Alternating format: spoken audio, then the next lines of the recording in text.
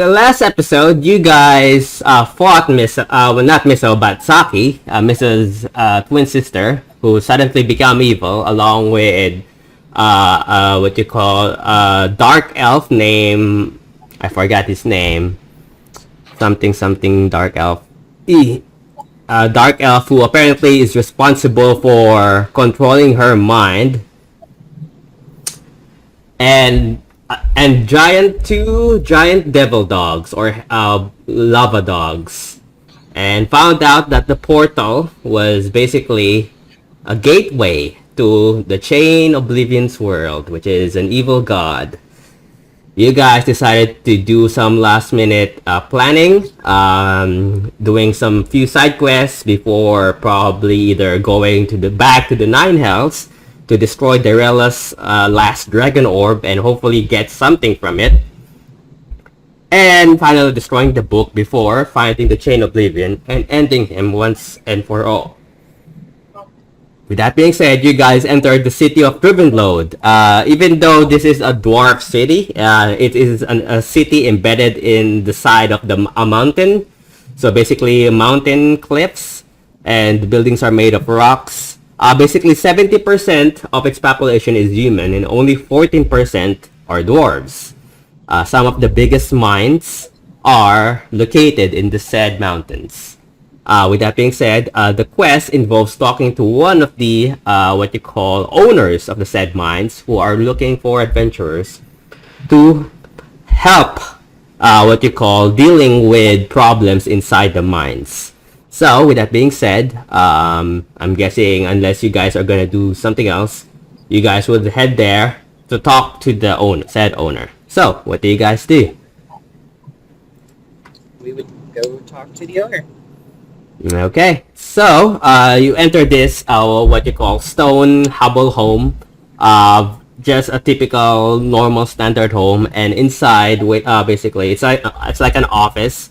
You are being escorted by what you believe to be a half-elf secretary, and inside is sitting in the next room is what you believe to be a dwarf, basically. This wearing this thick coat. Where is it? Pictures. Oh God, give me one sec. Did we take a long rest between after we? Yeah, you did. I would say because it took you. I mean, technically you only teleported, but I would say you took a long rest before, taking this quest. So restore back your hit points and everything. Give me 1 sec as I find what I need to find.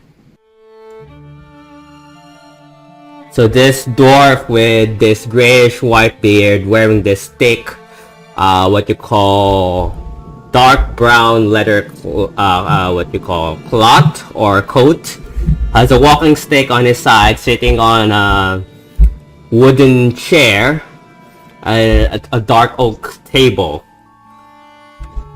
Says, "Come in." As you guys enter, he says, I believe you're interested in whatever job I'm about to give you." That we are. If you do happen to finish the job, I'll be giving you 1 adamantine ore each. Will that be payment enough? That's payment enough for me. What about you guys? I mean, it depends on the job, but I think that's reasonable. It's one of the rarest metals in my mines. Okay.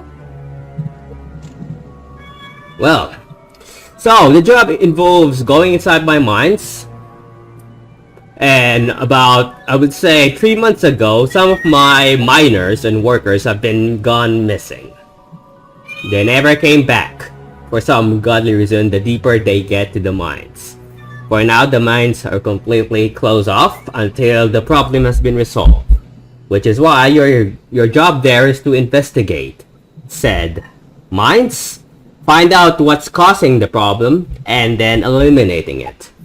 Once you're done, get back here. Also, considering it's my mines, you're not allowed to steal anything. Everything inside the mines stay inside the mines. Do I make myself clear?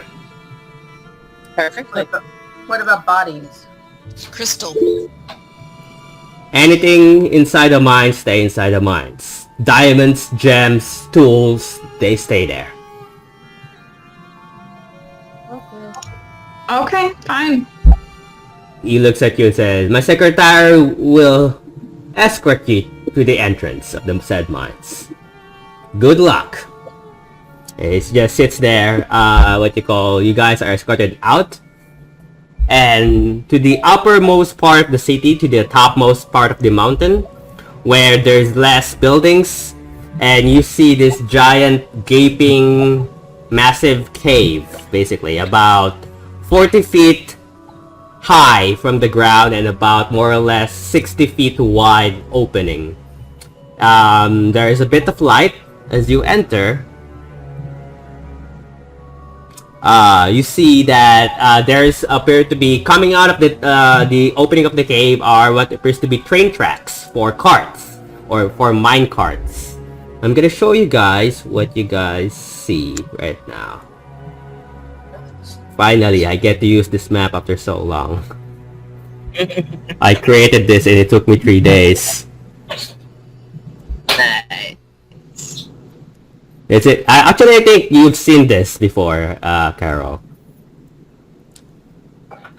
Have I? Yep. This part basically. Before Nar and the others left. It was a long ago. Where is it? I think they went into the mines before I joined them. No, they did not. Because it was one. So that picture right there. It was so long ago. I'll have to go back and Alright. for the sessions. So this is what you guys see. There's a bunch of train tracks. Small 4 carts, basically. There are wooden pillars with torches that are completely light up. The cave itself, you're not sure if it's man-made, but some are what appears to be definitely man-made, as it has been carved down for mines. From time to time, you would see twinkles of gems, diamonds, or even what you believe to be what you call crystals of different colors, like rubies and emeralds, embedded on top, on the sides of this mountain face. Technically, you're going inside a mountain. It is dark and oddly quiet, other than the air that is coming back and forth from the opening. You do see a small cabin, which you believe to be an office of some kind. Carts that has gems, and crates that has gems, as well as crates and shelves full of mining tools of some kind. There are different paths you can take. There's one heading north, and there's other one heading to your east.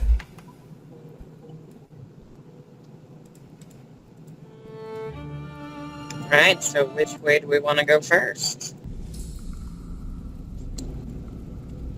Where do you guys go? From time to time, you would hear water dripping from the roofs, or the rocky roofs of this so-called cave. East is away from the beast. Where do you guys go? Where do What? we want to go first, guys? What if we go like right to the right? That first. Okay, you go to the right. Everyone going to the right, or do you guys split up? I'll go to the right. I don't think we should split the party, but I was going to suggest we get into that closest rail cart to where we are right now. Makes it easier than walking along the tracks. That's a good idea. So where? You guys going here? That rail cart that we were just over. Up a few squares and She wants to put us inside the rail car. in a rail cart. You won't be able to There, fit. right there. You won't be able to fit in the rail cart. You can fit one person, but that's it. It's just basically a small cart for rocks, basically. Like, I would say a lot bigger than a typical grocery cart, but yeah. Okay, and how how many carts are nearby? I see 1, 2, 3, 4. There are 5, 2 of which are filled with what appears to be gems, and there's 3 around you currently that are surrounded. I know there's 4. There's 3 around you. There's 1 at the main entrance. I honestly think we'd be more stealthy if we walked, though. You can if you guys want to roll stealth, that is entirely up to you guys. Just let me know in advance. I would like to roll stealth. You guys all stealthing? I would like to put the hood of my elven cloak up. Yep. Okay. And to aid in my stealthiness. Alright, so if you guys are stealthing, roll stealth check, and if you guys have advantage or proficiency and expertise, then add them all up. If you have items to help you stealth, then make sure you know what they do, and then add them. Roll. Let me know what you rolled. 28 for me, so. Wow, very stealthy. Any others? Nat 20 plus 15. Yep, you are very stealthy. You don't even know she existed. Doesn't my Rolled elven a 19. Yep. doesn't my elven mail give me an advantage on stealth? Elven male? It does. Oh yeah, it does. Elven. You don't have this advantage because chainmail gives you The disadvantage. advantage negates the heavy armor disadvantage, which So, means yeah. it's just a normal roll. So you just Okay. roll a normal roll. You don't get a disadvantage. That's where I was getting confused. Yep. I got 27 on my stealth roll. Got it. And Sorka got 19. Okay, Angela. 21. Okay. So where do you guys go? Do you guys head to the right or to the north? Let's go to the right for now, and then we'll swing back up to north if we need to. Okay. So as you guys you're here, you enter a massive, basically a massive opening. As you go deeper to the said mines, it's a massive opening. There is, it's big. Basically, it's a mountain of sheer size. There's basically a path to the north, which you guys can take. I'm sorry to interrupt. Yeah. Does one of us have a familiar? Misso. Misso, could you bring your familiar out in like a canary form for us? I think she's in owl form, and it would take me about an hour and 10 minutes to do the ritual to have her go into a different form. Oh, okay. Well, never mind then. I was thinking, if we had a bird with us, we could observe to make sure we don't run out of air. I have Yeah. Kohaku. Yeah. Vendetta has an eagle on her shoulder. Oh, okay. That worked. I mean, I can't talk to Kohaku, but... Yeah, but she can understand you, basically. She can understand simple Yeah. orders. 'Cause she's- Kohaku understands me, but not vice versa. Yep. What did we need a bird for? You know how in mines they would have canaries out to Oh, in keep case the singing? air was poisonous. Yeah. Yeah, in case the air got too thin or dangerous. Yeah, Yeah, the bird passes out. Yeah. Not that I want to hurt your bird, but Also, also from don't time to wanna get hurt myself. from time to time, you would see dwarven fire crystals embedded in some of the stones, basically. Or some of So the I'm crypts. just gonna tell Kohaku Mm-hmm. to, I don't know, make a ruckus or flap his wings or something if he starts feeling lightheaded. She nod. It nods, basically. Okay. Surely the torches would be some indication as well. Yeah, there's light, basically, providing the entire cave. So it's not oddly dark, but it's dim. I imagine there's like dwarven lights or something down the hall, down the tunnels. So where do you guys head deeper, the north, or do you go back from where you guys came from? Let's go. I think we should There's carry nothing- on. is there anything to the south of us? The south is just basically Okay, an it ends ending. there. And then there's a path to the north. Should we like inspect the walls of the cavern for like loose stone that might be concealing like a passageway or something? Or the roof of the... If you look at the roof is basically about 80 feet from floor to ceiling. It's 80 feet tall, and it's hard to see because it's just pitch black. And you will see stalactites poking out from time to time with dripping water in them.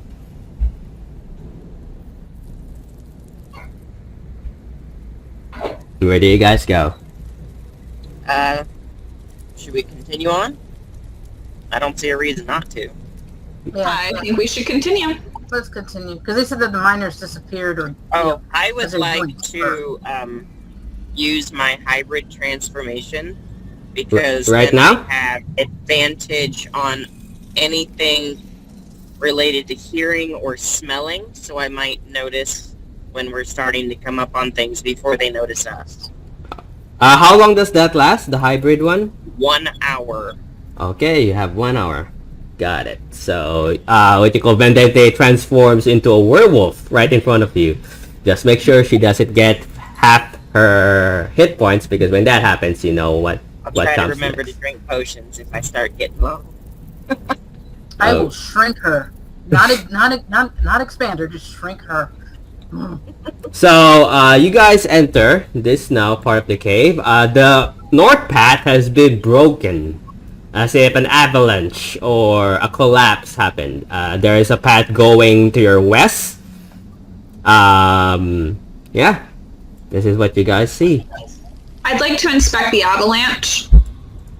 Okay, if you go there, roll investigation. I will assist with the investigation. Roll with advantage. I have really high investigation. Mara, roll with advantage. Investigation. At your... Yeah, I rolled a 13 with advantage. I found some rocks. They're on the ground. You're not sure if it was intentional or basically the rocks on the sides gave in. I'm gonna call the whole party over and say, this looks suspicious. May I roll for investigation? Basically you already helped Mara roll investigation. True. Can I roll for investigation? Sure. But the DC is gonna be a lot higher considering Mara already rolled. So roll. See, my investigation is plus 14 with advantage.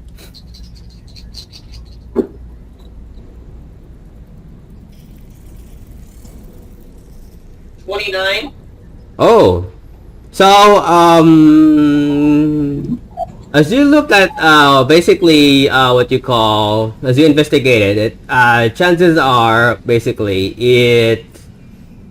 there's a chance that it wasn't intentional, that it actually collapsed, basically, blocking the path as they were trying to make a path here, but suddenly, the rocks on the sides gave in, causing it to collapse.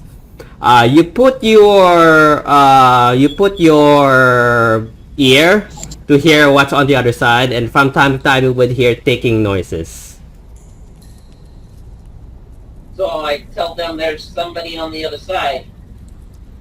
Do you want me to use my unsealing door in order to make a hole, basically a door through there? Or do you want to see if we can find a way around? Use There's- that as a last resort. There is another path on your west as well. Well, then let's go west, because at least we can always unseal this portion, later. So we have to at least get our bearings first. Yeah, we might find a stealthier way around instead of going straight through. Yeah. So do you guys go west? Yeah. Okay, you go west and you enter this so-called room. And it's massive. So now, considering it's a maze of some kind. Can you scroll down? Give me Okay. 1 sec. So technically, it connects from where you guys came, leading to the cabin. And there is a path to the... there's basically a path to the west, farther west, and a path to the north. Can you scroll? Should we Go on. continue west? I think we should investigate this room and maybe head north to see if we can loop back around. Do you know what I mean? Yes. Can you scroll north? I just want to see because there's an opening in the wall there. Yeah, there is an opening, but this is as far as you can see from this is as far as you can see with the light. Do we Because see it's- anything like blood or anything on the ground? Like, From where you are, no. But I have demon sight. Oh, Okay, yeah, and what- I have dark vision. That's how far is your dark vision, Sorka?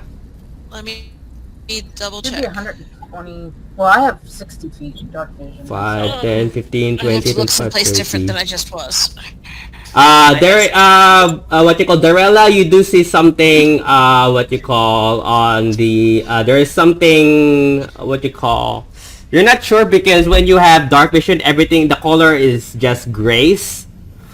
Basically, Right. so, yeah, so technically you wouldn't be able to tell if there was anything there, because dark vision, it's just basically, you could see everything, but it's just blacks and grays, so there is no color whatsoever. Does anybody in the group have devil sight? I have devil sight. So Darella would be able to see Yeah. it plain as day. Yeah, do you have Devil Sight, Darella? Yes, I do. It came with my Shadow Dancer. Wait a minute. Devil Sight. And Devil Sight. Then the Devil Sight. Give me a sec. I have to read with it. Oh, you can see normal darkness, both magical and non-magical. Yeah. Technically, you would see this, Darella, and I would say only you would see this. Because it's not dark vision. Technically, Right. it's a lot better than dark vision. You see something that looks like this. Oops. Nope. That's not what I want to do. You see blood. Smear of blood. And I On told the the others that there's blood over there. Well, blood is promising. That seems to be the direction we would need to go. Yep. Yep, definitely gonna want to investigate that. Yep. Okay. Yeah? You guys are still If stealthing. I listen or sniff the air, do I smell anything? Roll perception with advantage. Okay.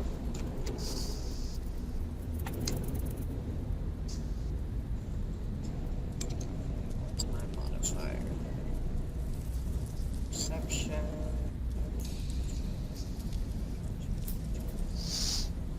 27. 27. You I also do, have advantage, so I could roll again, but I think that's plenty high. it's up to you.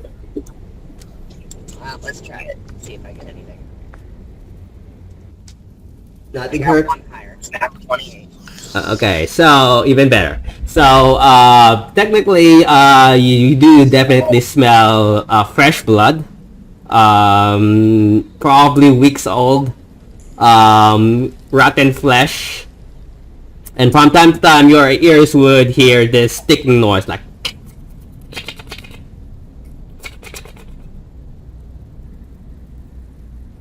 Would I recognize the sound from anything we faced previously? Nothing. Not that you faced previously. This is the first time you're hearing that noise.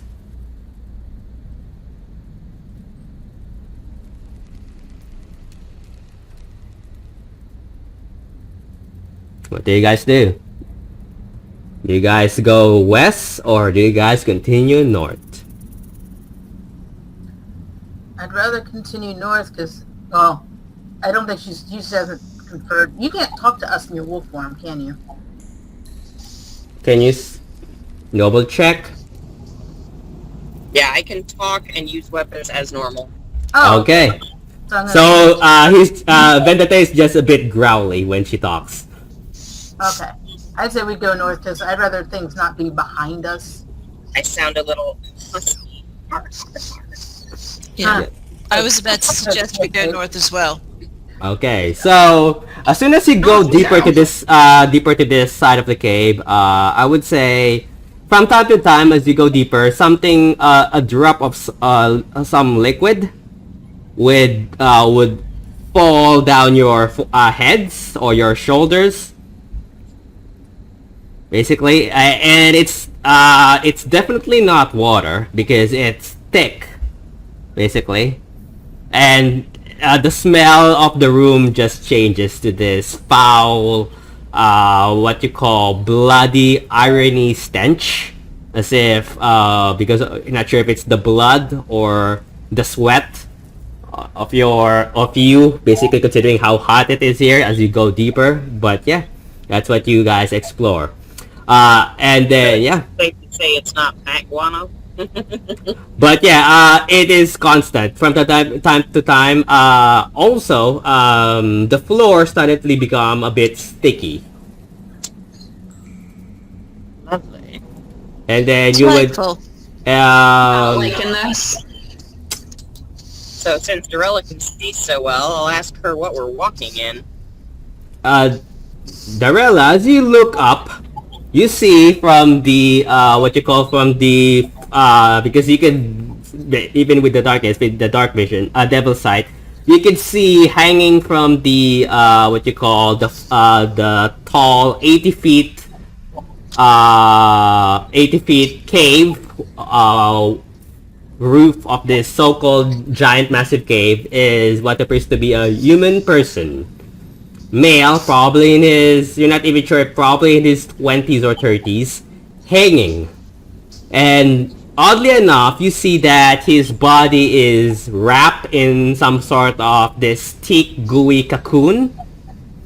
And his mouth is his head is facing you guys, looking up, frozen solid in fear. His eyes is wide open, his mouth hanging, and he's hanging upside down with his foot pointing up and his face pointing, looking at you guys, frozen solid. And as you look around, Looks like we might have spider issues. this is what you guys see. Should have called Orkin, not us. Can any of us fly up there to see what the goo is made of?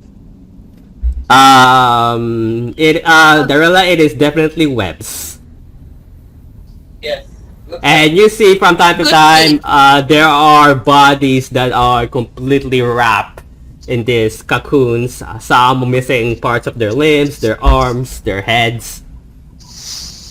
Can I do a nature check to see exactly what type of spider made this? Or is that Arcana? No, that's nature. Nature. Are you proficient in nature? Proficient, yes. Not, Okay, then roll.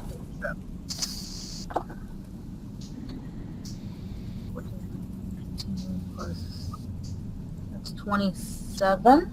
27. Well, one thing for sure, the webs are bigger than an actual spider web. So chances are this is probably more or less bigger than an actual normal spider. Probably bigger than a normal human, considering it covers an entire human body. And as We you, just found some relatives of Aragog. And as you're exploring this, Misso, looking at the web, you hear ticking above you, and as you look, you see something that looks like this. Frost spider? Drider? No, boom. Riders are problematic. See something that looks like Giant that spider. poking out, and you hear it. Oh, this can't be good. I want everyone to roll initiative, basically. Give me 1 sec. I rolled in at 20. Alright, that means Mara. 22. Okay, give me 1 sec. 22, Mara. I'm gonna reveal the spiders to you guys.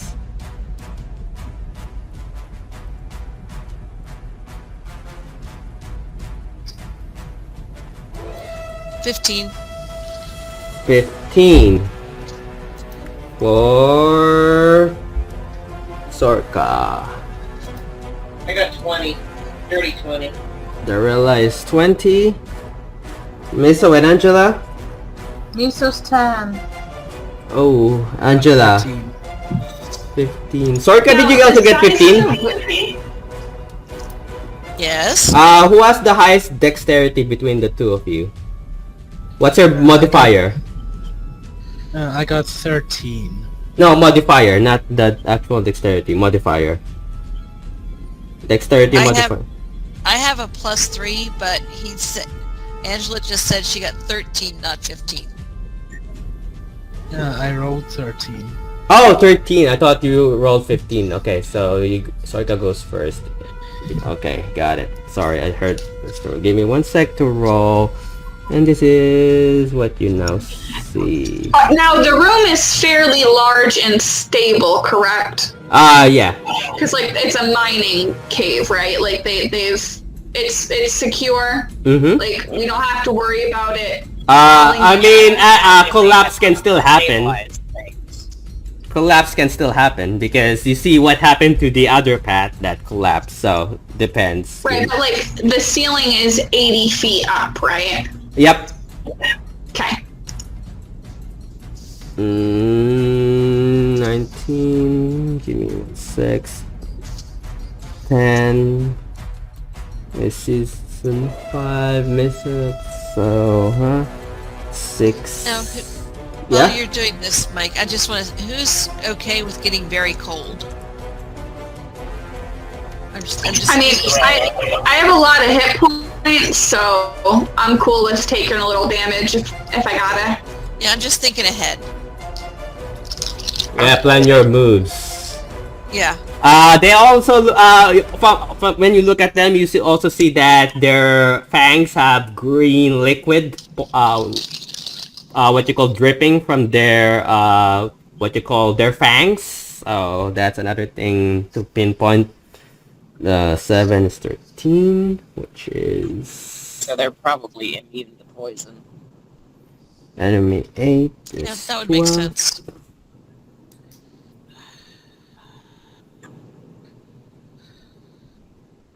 And then enemy 1 is also 12. Okay, give me 1 sec. Alright, so, top of the round, Mara, what do you do? I will approach number 4 and attack with Nether's Bane. Okay, go roll hit. 25 to hit. 25 will definitely hit. They don't have a very good AC.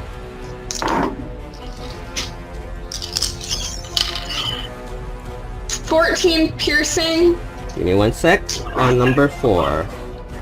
and 8 lightning. Or, I'm sorry, slashing rather. 26. And 8 lightning. 14 and 8. Okay, he did not enjoy that. On number Good. 4. I will do it again. Okay, Ooh. Does an 18 hit? 18 hits. Oh, okay, cool. They're not that... They don't have that high AC considering how big they are. 18 slashing? Yeah, you killed it. You cut it in half as it plops. And then this green liquid comes out of it. As a bonus action, can I throw one of those fireball beads at the other spider? No, that's an action, basically. Okay, that's fair. I'm all done then. Okay. So number 4 is dead. Give me 1 sec to number 4. Alright, Vendelte, your turn. Alright, so first I'm going to use my bonus action to cast Crimson Right. Okay. Damage for that.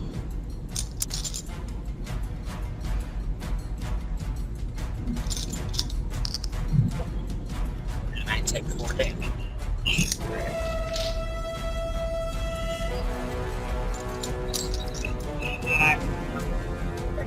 First. I'm gonna move over. Can you move the screen? Can you scroll down just a little bit so I can see that number? The guy to the left of us. That's number 5. Number 5. Yes. I'm gonna move over to number 5, 10, 15, 20, 25, 30, 35, 40. Yep.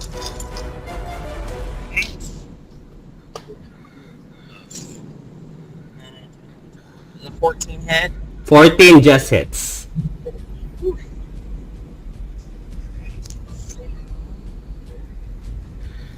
Do they see me considering I was so stealthy and I haven't done anything? The moment you guys attack, it would have made noise, so yeah, they would have seen you. Plus, they have dark vision. Sorry guys, I ruined it. Yeah, that's why I was asking. Mm-hmm. Okay, so...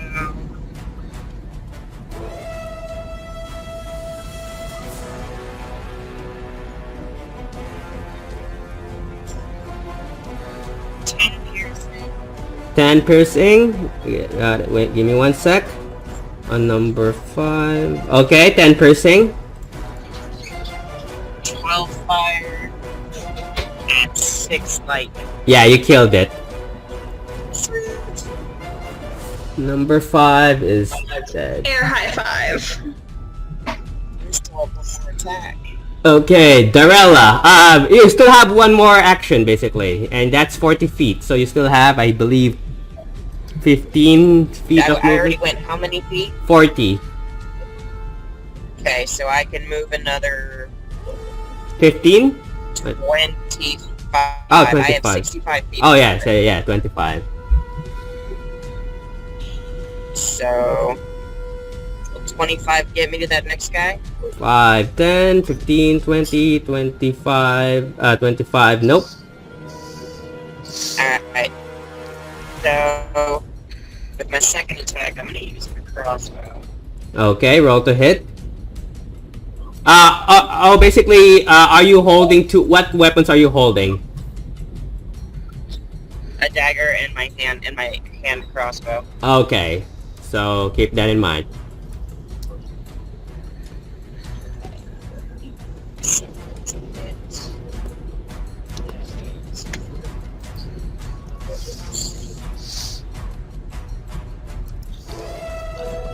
24 to hit. 24 hits.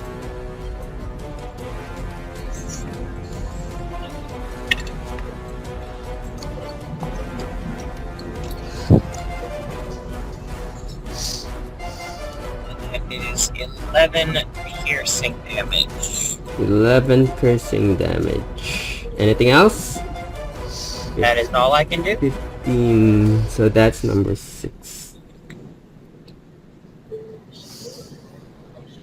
Okay. Darella. Okay, how far is it to the thing? More than 60 feet. Okay, so I'm gonna go 30. So move me up by 30 feet. 5, 10, 15, 20, 25, 30. Here you go as far as that. Anything else? Yeah, I'm going to use my bonus action Got it? to, let's see, Shadow Step. Okay, what does that do? Okay, let me find it real quick.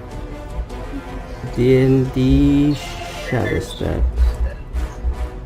Okay, Shadow Step 2 is what I'll be casting, and that will take me...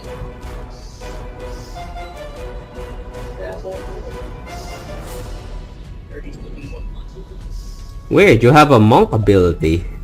That's a monk ability. It's also, it has to do with my Shadow Dancer. Oh yeah. Yeah, it's figured. rope class. When you're in the dim light or darkness, as a bonus action, you can teleport up to 60 feet to an unoccupied space. You can see that it's also dim light. With advantage on the first melee attack you make. Okay, so you can move 60 more feet.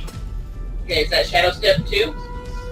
So 1, 5, 10, 15, 20, 25, 30, 35, 40, 45, 50, 55, 60. Unless you want to go to number 6 or here. Just put me kind of back 10 feet. Right here? There, yes. Okay.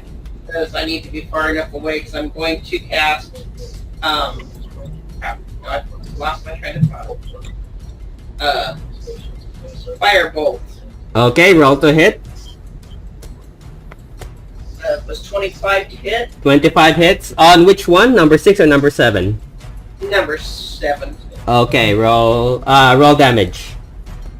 And that is Wow, you're clearing them out. 26 fire damage. 26? You just killed it. Number 7 is dead as it burns down and burning the web around it. Anything else? That's all I can do. Okay, next is... Oops. Next is Sorka. You can also dash as an action. Basically. Okay, are there any of them to the north and west of me?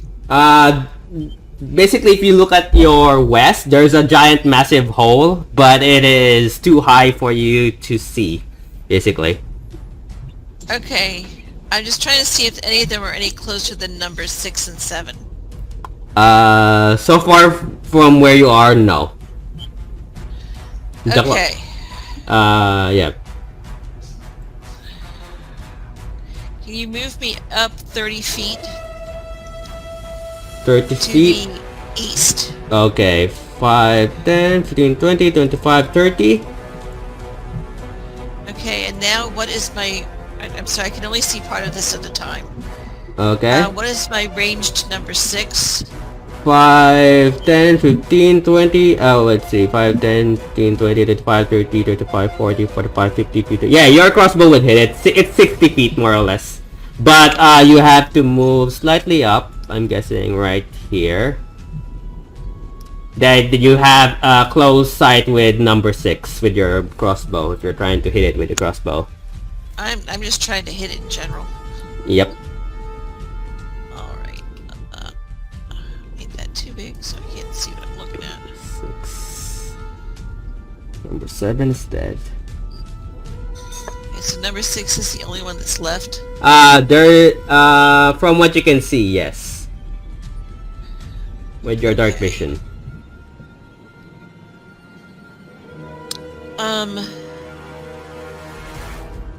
As somebody who, believe it or not, has never played a magic user, what do you do? What's the limitations on call lightning? Call lightning. Do you have call lightning? I have it with my Astalos greatsword. Oh, basically, oh yeah, you do have that. So call lightning. Let me just check it for you. Basically, you raise your sword in the air and a lightning would struck from the sky. A storm cloud appears in the shape of a cylinder that is 10 feet tall with 60 feet radius, centered on one point you can see within range, directly above you. The spell fails if you can't see a point in the air where the storm cloud could appear. For example, if you are in a room that can't accommodate the cloud. So yeah, call lightning would not work because you're inside a cave. Okay. That's the type of things that I would not have known. When you cast a spell, yeah. Alright. So crossbow it is. I will shoot number 6. Go ahead, roll to hit. My to hit was 18. 18 hits. And my crossbow, I need to 1d10 plus 3. So my d10. So that's going to be a whole 12 damage on it. Okay, it's not doing good, but it's still alive. Okay, so I have 2 more hits. Got it. Roll So the hit. The next one was 19, 19 hits. and that is 7. It dies. Number 6. Oh, is okay. dead. So you hit it right in the head, and it plummets, falling limp. Give me a sec. Okay. So you still have an action. You could use that to dash. Basically, dash is considered an action. Dash means that you can move your movement speed, equivalent to your movement speed. Anything else? Dash doubles your movement speed, doesn't it? Yeah, that's an action. But because Sorka has 3 actions, she could use 1 action to dash, basically. Okay, so I'm going to make a dash forward to where Vendelte is, kind of in between Vendelte and 5, 10, 15, 20, 25, 30. What's your movement? 30. 30. So you go as far as here. But you didn't say, didn't you say that doubles it? Dash that would- doubles your movement. Oh yeah, dash double 30, So make it 60. 35, 40, 45, 50, 55, 60. You just see Sorka rushing, basically. Running with his sword. Yeah, Full sprint. that's right. Okay, I will stop there. Okay, Angela. Does dash work with flying? Yes. It does. It doubles your speed. Okay, then I'll move 60 feet towards that. 5, 10, 15, 20, 25, 30, 35, 40, 45, 50, 55, 60. Right here. Anything else? That's my movement and my action, and I don't have a bonus action. That's everything. Okay. Enemy 1 would go here. 5, 10, 15, 20, 25, 30. Misso, you see something poking out from one of the holes on the wall? Yeah, I don't trust anything that's taller than me. Wait, yep, speed is 30. And they have climb, because they're spiders. They can climb walls. That's its movement, because actually, because he can see you, I'm gonna try to see if he can do this. Range, weapon attack +5, range. He's gonna, he's gonna look at you, Misso, and hit you with a web attack.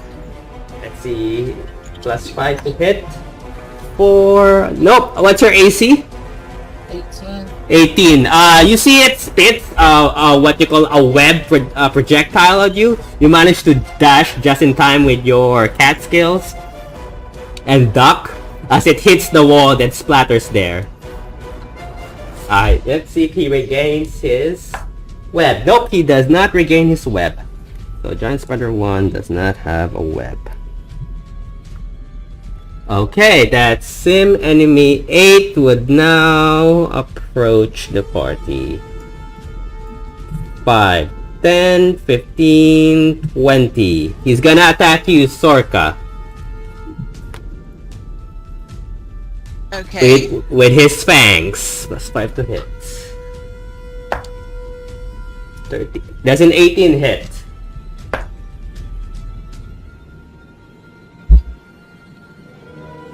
Sorka?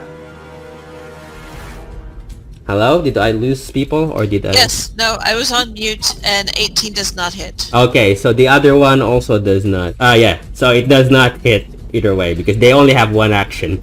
They don't have multiple action. Alright, so that's his turn. Misso! I am going to fire a bolt. The one that came towards me, the number 1. Okay, roll to hit. 27. 27 hits. Roll damage.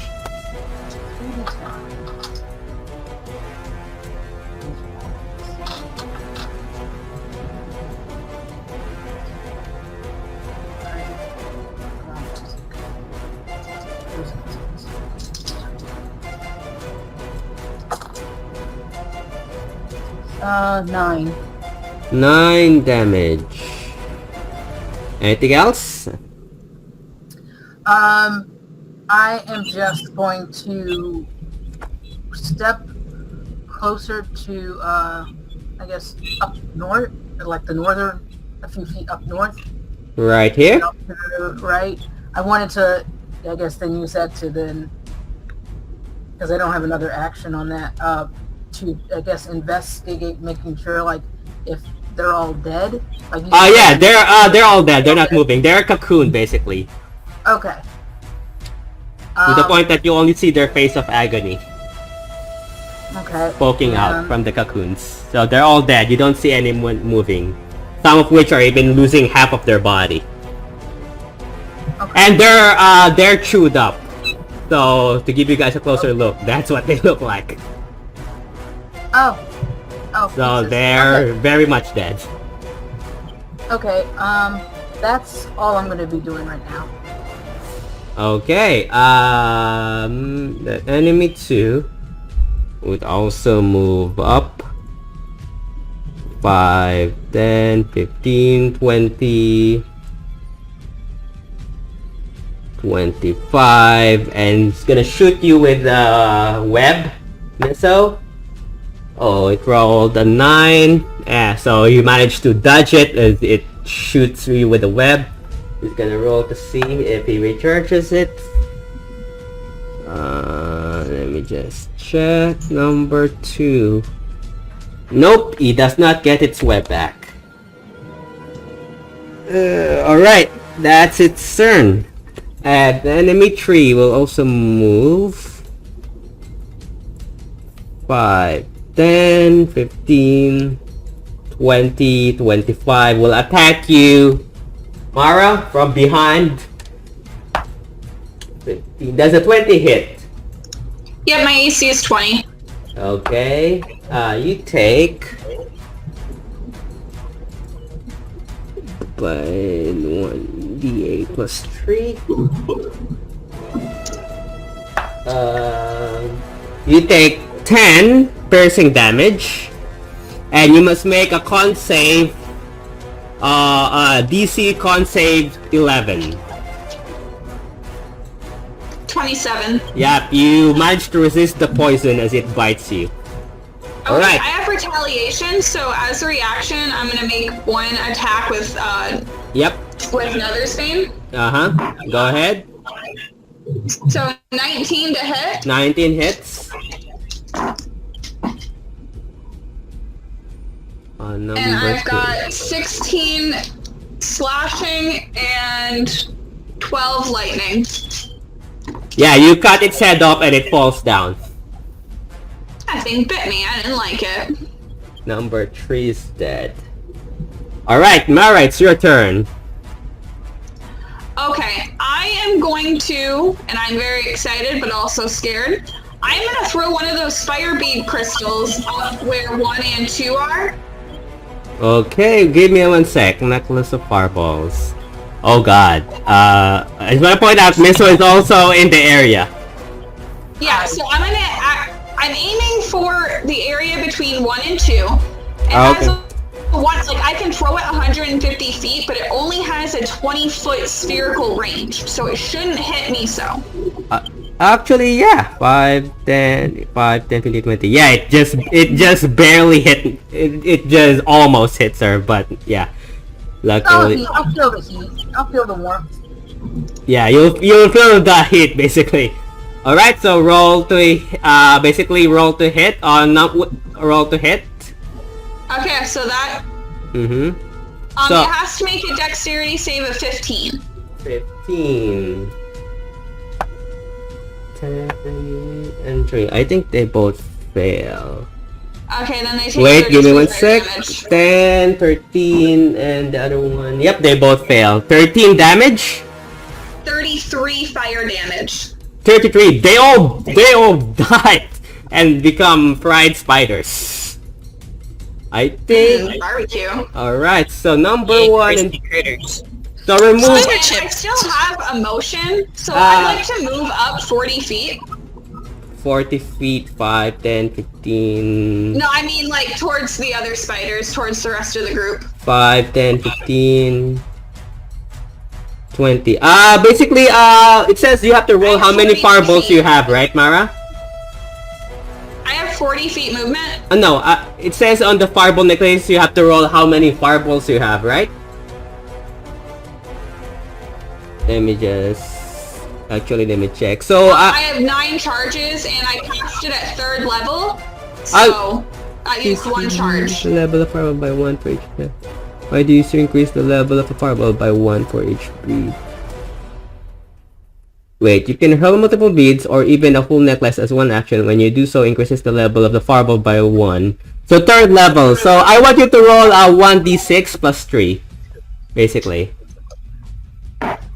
So you hold 6. So now you only have 3 more charge of fireballs.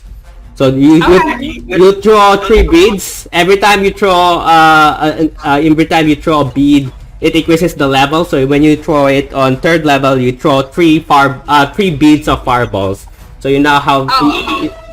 So you now didn't offer me to throw it at a lower level, so. Yeah. So basically, it says increase the level of the fireball by 1 for each bead beyond the first. So so every time you increase it by 1 level, you throw an additional fireball. So you now have you still have 3 more beads of fireballs. So keep that in mind. You have 40 feet of movement, right? Give me 1 sec. So 5, 10, 15, 20, 25, 30, 35, 40. You reach here. Okay, that's all I can do. All right, Vendote. I am going to attack number 8 again. Go ahead. I'll use my crossbow first. Oh, you're gonna hit it. I thought you were gonna go melee it. Okay, roll to hit. 26 to hit. 26 hits.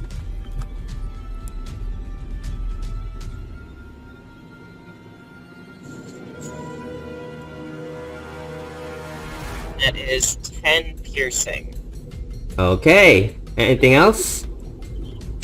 And then I will move up to it and attack it with my dagger. Go to hit.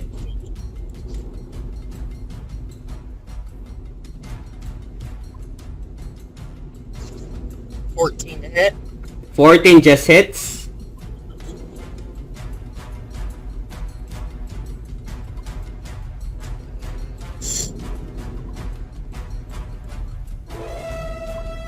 Seven piercing.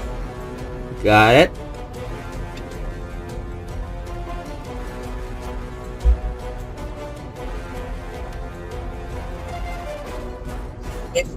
Fire. Yeah, you killed it. Lightning. It falls limp. Awesome. With that, yeah, you have cleared mostly the cave. Sweet. And I would say for the sake of this, you guys leave the cave, grab your wards. You have 1 adamantine ores each, so add that to your, I'm not sure if Miso can, no, Sorka, can you still carry stuff? Because I think your bag is full. Sorka? I'm checking. Okay. Alright, so I am actually driving through Las Vegas right now. I will be back when I get to my hotel in about 15 to 20 minutes. Got it. No worries. Alright. I'll still be here listening, I just won't be able to pick up my phone and actually talk. Check. So, you still have 1 more side quest before you guys decide what to do next, which is in Setsuna. I can carry things, just I can't take any more money. You know, I mean, the ore is heavier than money. The adamantine ore is like an ingot. I was looking at my weight, my encumbrance weight. I can carry up to 300 pounds. So I am. Okay. My current weight is only 128 pounds. Okay, so yeah, you can still carry it. So put all of you put 1 adamantine ore that you could use to upgrade from the blacksmith on your character sheets. It's up to you if you want what you call buy stuff or head to the teleportation circle provided by Lady Elvira by Soren to teleport to Setsuna. And when we do go to the teleportation, I'm gonna look at it for like a couple minutes so that I can like memorize the sigils. Is that the word? No. Basically, it's teleportation circle that is embedded on the church of each city. You go there, you teleport to one spell circle to another. But I have the teleportation circle spell, so I need to like at least look at the sigils. yeah, I would say roll Arcana.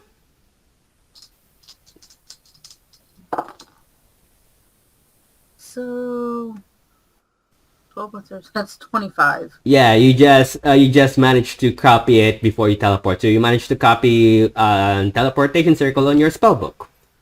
Okay, and that was for which? For Setsuna. Basically all of for Setsuna. Okay.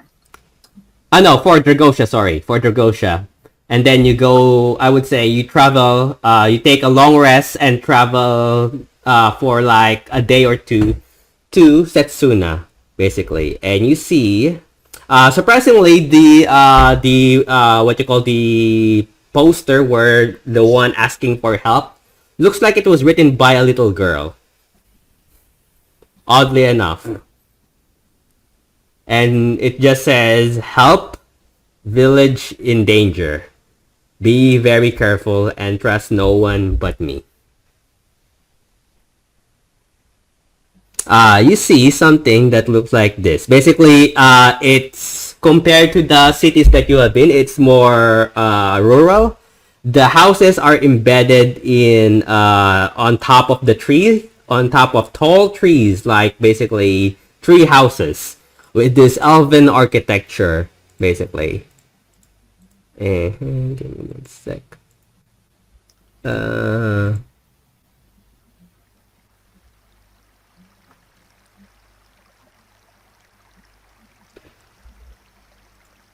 You see something that looks like that. There's fog and mist everywhere. Most of it are you're surrounded by this very tall trees. I forgot what's the tallest tree in the world, but it's like that. And the tree trunks are wider than a human man. Probably about bigger than what you call an electric post. About 30 feet wide, basically. 30 feet radius wide trunk of these tall trees, and about more or less 100 or so feet tall that goes from ground to the sky. And you're just surrounded by these tall trees, and the houses are basically embedded, made of wood and leaves by this elven architecture. You are then greeted by what you call a half-elven man, chubby, dark skin, who looks like this. Let's see here.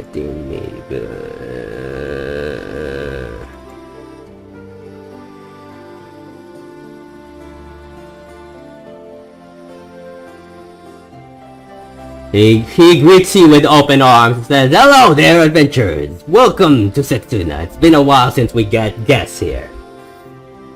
Welcome to our lovely abode. I am Mr. Wilma, the mayor of the said village. How can I be of help?" What do you guys do?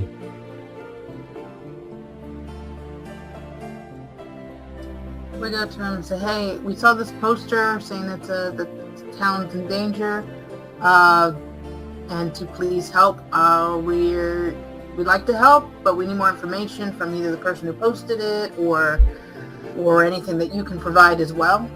Danger? I don't see any danger here. We've been quiet and safe here for God knows how long. We haven't been having any troubles other than wolves, but we're fine and safe.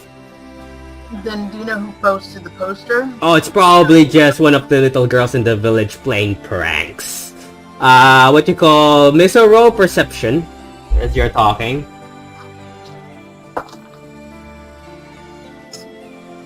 18 plus 7 plus 5 plus 5. 25 plus 5 is 30. 30. You also see in one of the treetops, there's a balcony made of wood, basically. And you see this, basically in the top of one of the trees, not far from you, about more or less 50 or 60 feet or so from your west. There's a balcony made of wood, and there's a house on the back. You see a little girl, probably in his early or mid, probably in his mid or late teens. Blonde, yellow, dirty blonde hair. Female, has pointy ears. Dark tan skin. You just what you call leaning like this. Very poutingly looks at the party. She sighs and then just stands and turns around and then walks out of your perspective view. The mayor tells you, it says, forget what you call what you saw. It's probably just a prank. Sometimes people like to play pranks. They get annoying and I have to deal with them. Probably that's one way. I'm guessing the people here were so lonely that they have to send pranks to send people over as tourists. Feel free to cruise around. Okay, roll for deception on him. Insight, you mean? Deception or insight? I don't know which one would do. I can assist with insight. Yeah, insight if you're trying to know his intentions. Deception if you're trying to lie to a person. Oh no, I'm trying to see if he detects his line or something. Okay, roll, basically, just roll insight, roll a d20, add your insight modifier. No. Is it wisdom for insight? I keep forgetting. Insight is wisdom. Yeah, add your wisdom modifier. And I am proficient in insight if I can assist at all. So roll, because she's Mari's proficient, roll with advantage. Which is great. I needed that, actually. Alright, so 18 plus 25, and then the wisdom modifier, of course, so that's 29. Oh god, 29. He looks... you get this unfeeling vibe as you see him smiling, but the smile is oddly creepy. You see that the smirk looks like it's forced in some shape or form, as if he's like, hey, we're safe. You get that sense. Okay. Well, you don't mind if we just look around town and just... Oh, please, feel free to peruse. Okay, let's all go and peruse. So, where do you guys go? It is, it's a small village. Do you guys want to go shopping? You can. Yes, please. You see... Let me go. As you go shopping... Give me one sec.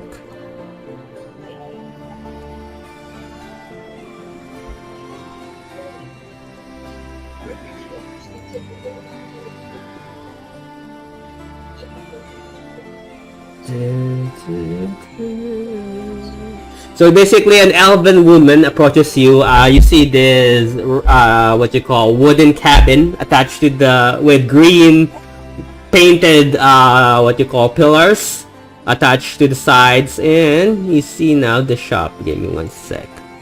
Setsuna.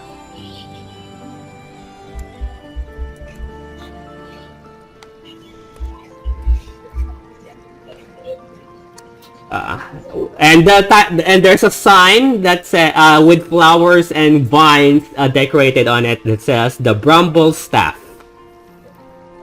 The woman approaches himself. Welcome to the Bramble Staff. How may be of service? We have a lot of things that might be proved useful for you. We have potions, we have bows, we have cloaks, we have daggers, we have darts, rings, and staffs.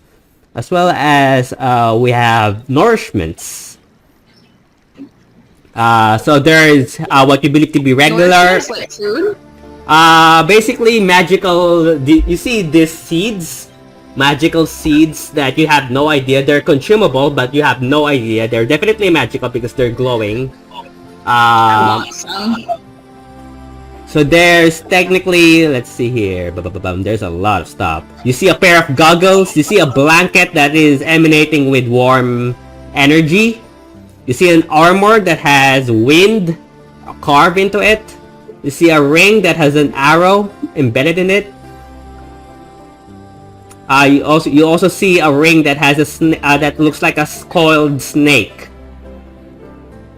Let's see here. Storm. You see a boomerang as well. A boomerang. You see boots that looks like the cloak made from the same cloak that Mara, you are wearing. Oh, I'll need my matching boots. Let's see here. You see a cloak that has a shield embedded to it. You see a short sword that has a moon carved on its hilt. A dagger as well. A dart, like a flute that has a dart pointing on the very end. A pair of arrows used for bows. A golden rod, basically. You see also staffs. There's one that is made of sky blue. There's one that has birds carved into it. There's one that has flowers growing around it. And there's one that has this below. Oh, let me just check to double check what it does. There's a lot. Let me just check as we go.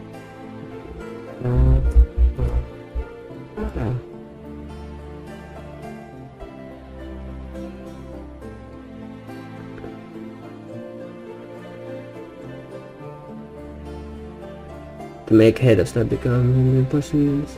Yeah, there's a staff that whose the tip of the staff is like a head of a python or a snake. So you also see amulets, basically, and a bag of holding. You see two beads. One has a symbol of a leaf. The other one has a symbol of water. You see lots of boots. You see bracers that has a bow embedded on it. You see a cape that has a mountain, and one of the cape that looks like what Mara is wearing.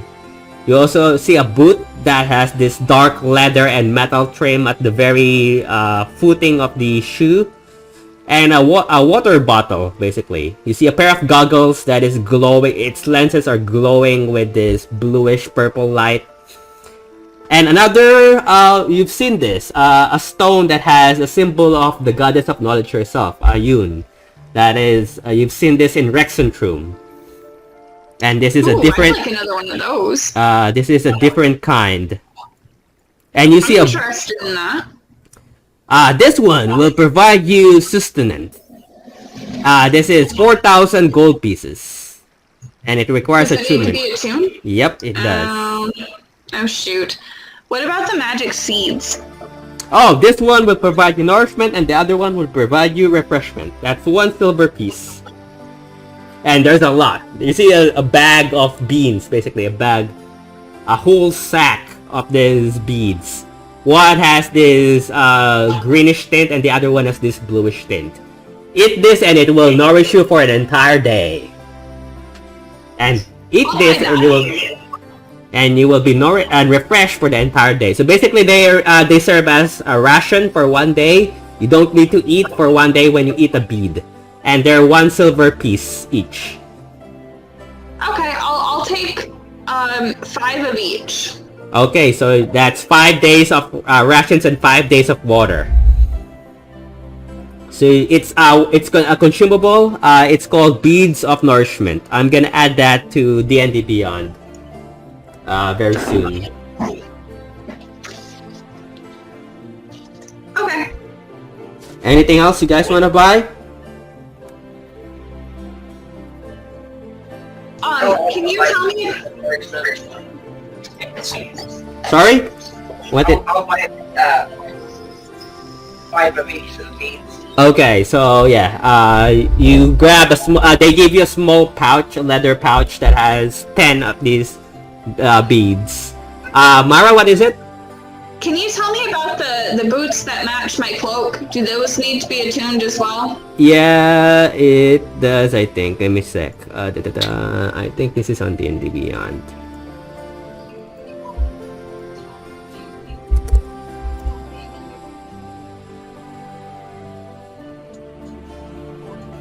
It does not.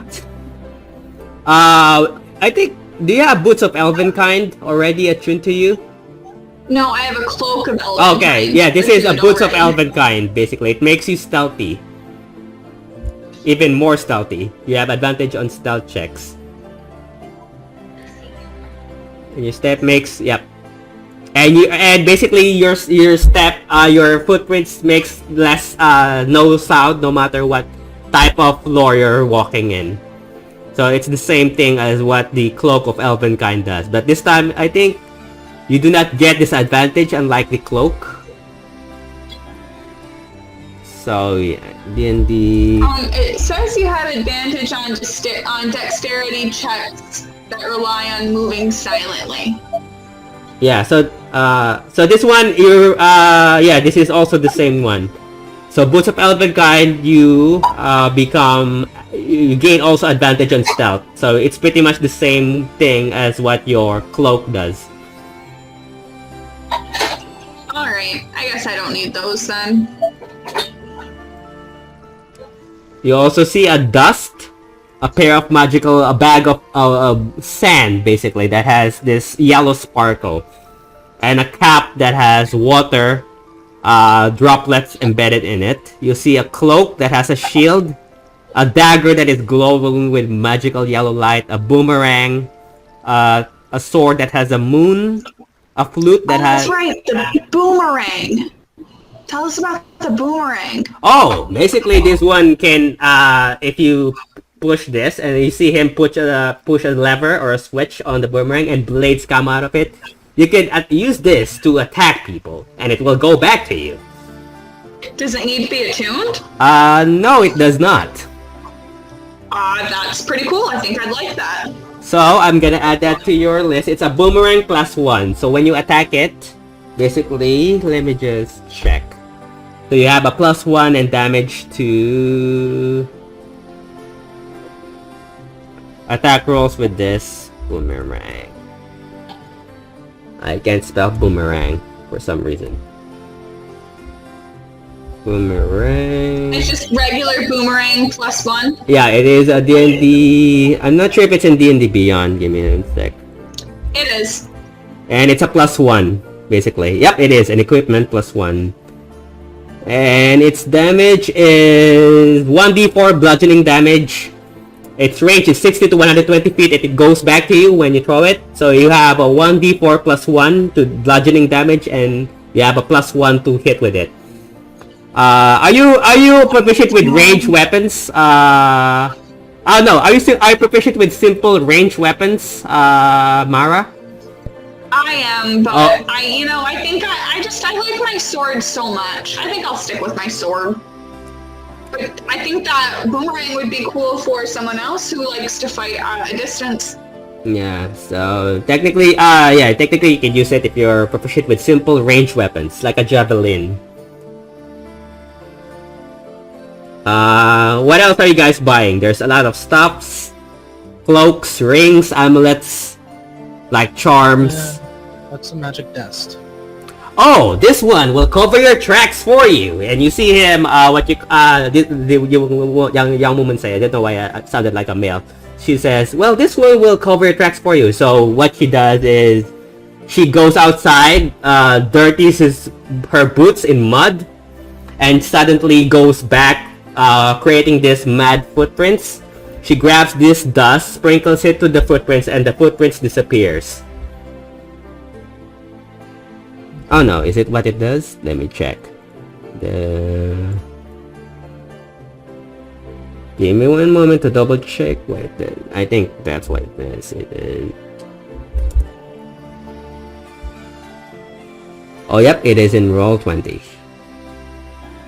For fine sign, there's enough for it for one. When you want to actually throw it in dust in there, you can get your object when tapping goes. Oh yeah, she sprinkles, basically she sprinkles herself with the dust, and she becomes invisible. And after, basically after a few minutes, she starts to fade back.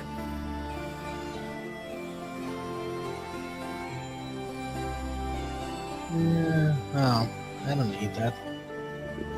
Okay. Just a quick question. Yeah. Can magic plants grow in a plant pot? Yeah, they can. If they can fit on the pot, basically. Depending on what plant they are.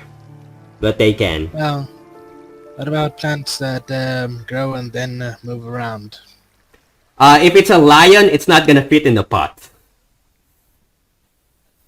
So yeah, so basically, it's if you're trying to create an animal out of it, like an animal made of plants, it has to accommodate the size as well. Okay. Anything else you guys want to do? Or what do you guys want to do? Well, with the staff that's sky blue, what can you tell me of that? Well, give me 1 sec. Bird calls, staff, no, the birds, flowers, staff of other. Give me 1 sec. Storm.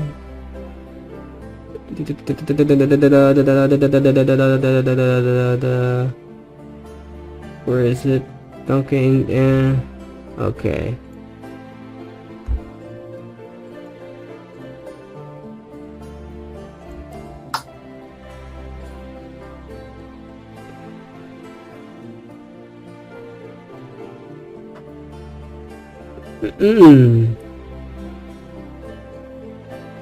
Oh no, no, it's not Skyblade, it's a Python one, sorry. I mistake. So it's a staff that has a snake head on top of it. And there's one that has, what you call birds embedded in it, Mizu. And the other one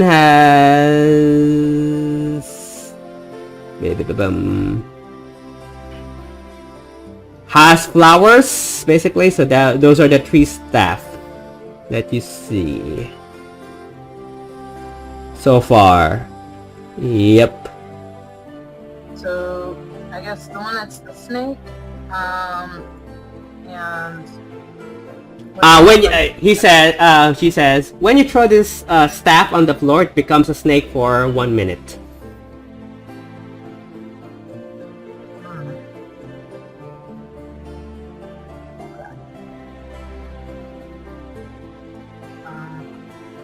There's also a staff that has birds embedded in it, and a staff that has flowers embedded in it. Oh no, the one with the sky blue, now I get it. Here it is. I can't believe I missed it. The one... Give me 1 sec. There you go, that's what you mean. It has clouds, basically, embedded in it. So,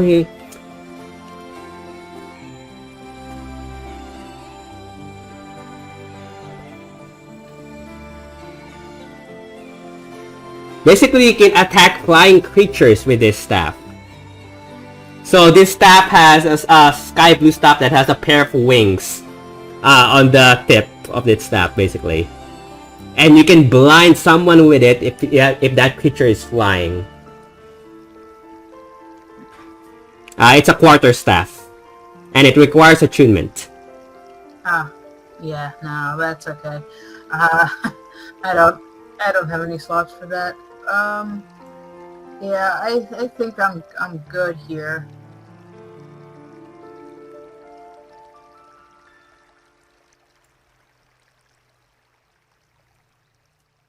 Okay, anything else you guys want to buy?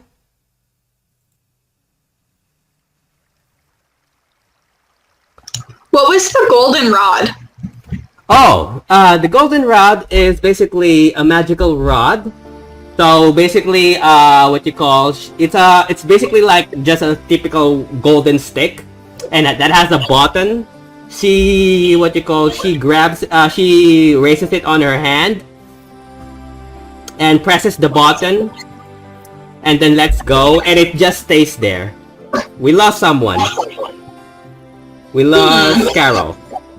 It stays there. So it's no matter what happens until you press the button, the stick will not move. And then she presses the button again on the rod, and then she can now move it freely. That's interesting. So it's, yep. It can defy gravity and force. No matter what happens, it stays there as long as the button is pressed. And when you press the button, you can move it again freely. It does not require attunement, I think. It can't require attunement. Because it's impossible. You don't need to attune to it. Moving. That is interesting. How much is that? It is in D&D Beyond. It is not attuned. So it is 500 gold pieces. I would like to buy that if nobody else wants it. It's up to you guys. Who's buying it? I would very much like that. Okay, it's 500 gold pieces, and you can find it in D&D Beyond. It's called the Unmovable Rod.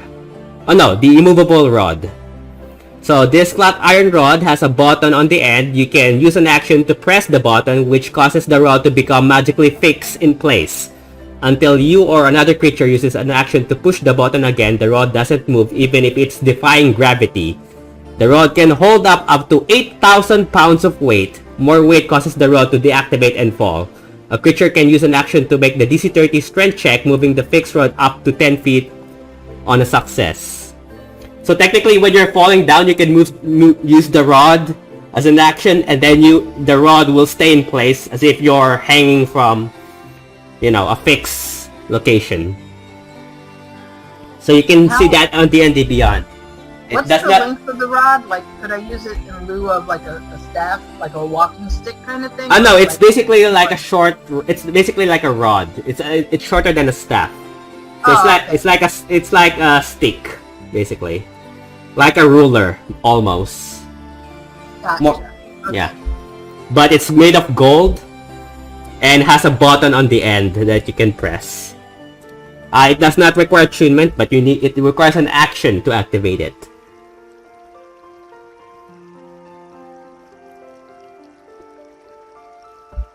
Anything else you guys want to do? Are there any wearable items that don't need attunement?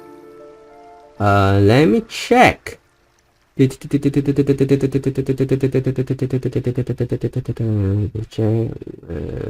me one sec. So you're buying the rod, right? Just to make sure, I'm gonna remove it first. Give me one sec. Immovable rod. Yep.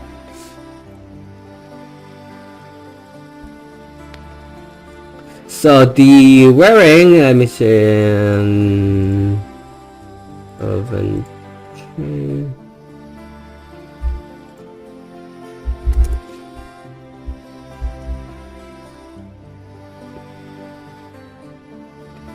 We have basically we have a chainmail, but you need it's a medium armor. Basically, I think you need what's your strength? What's your strength DC? What's your strength, Angela? 14. 14. Give me one sec. Chainmail.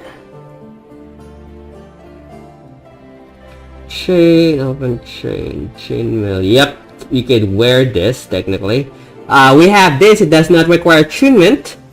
It gives you more protection.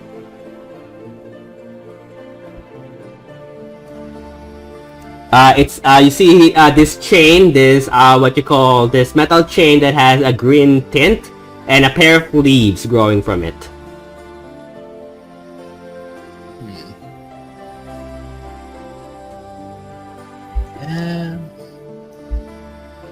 It does not require what attunement, but it is all yours. If you, it is. Let's see how much it costs. It is 700 gold pieces. Would it be better than scale mail? Scale mail, no, it would not. But it's gonna be equal, basically, almost equal, more or less, because they're both medium armor. This is a chain armor, basically, a chain shirt. It's pretty, but not useful. I'm not gonna take it. Okay. Anything else you wanna buy? As the female servant looks at you.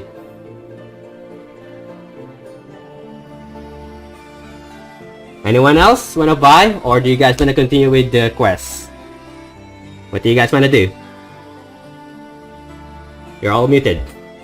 I'm all set. Okay. I mean, I don't really need a rest, but I think we still need to look around a bit before we, like, I don't know, eat a meal for the night and then put a nap and then, start it up, of course, and then go and find out what's going on with this town. Okay, so if you stay here for, are you guys gonna stay here for a day, or are you guys gonna look around first?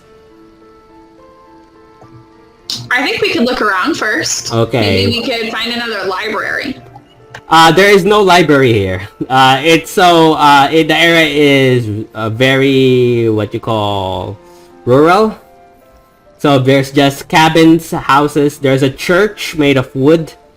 There's a fountain at the center. The houses here are embedded in trees. This giant tall trees. Most of the people here are like Vendelte, wood elves. Pointy ears, blonde or reddish hair or brown hair, tan, dark skin from the sun, and yeah. If you look around, basically from time to time you would see the little girl, the one you Miso saw looking down at you, and you see her at the balcony from where she was before, throwing pebbles on another tree.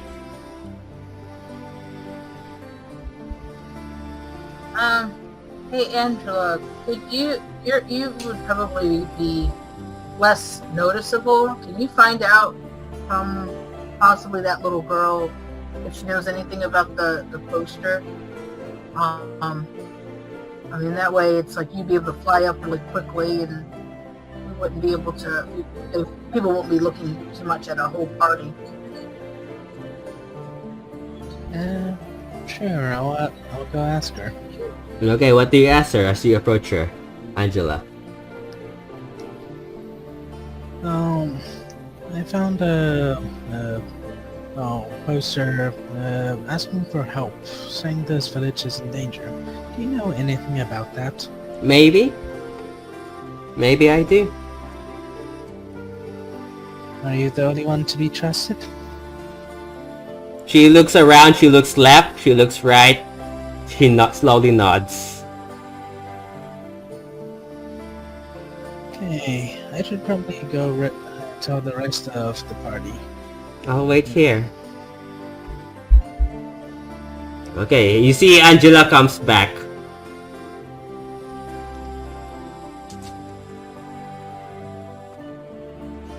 What do you guys do? I'm assuming she's telling us that, that's probably the little girl.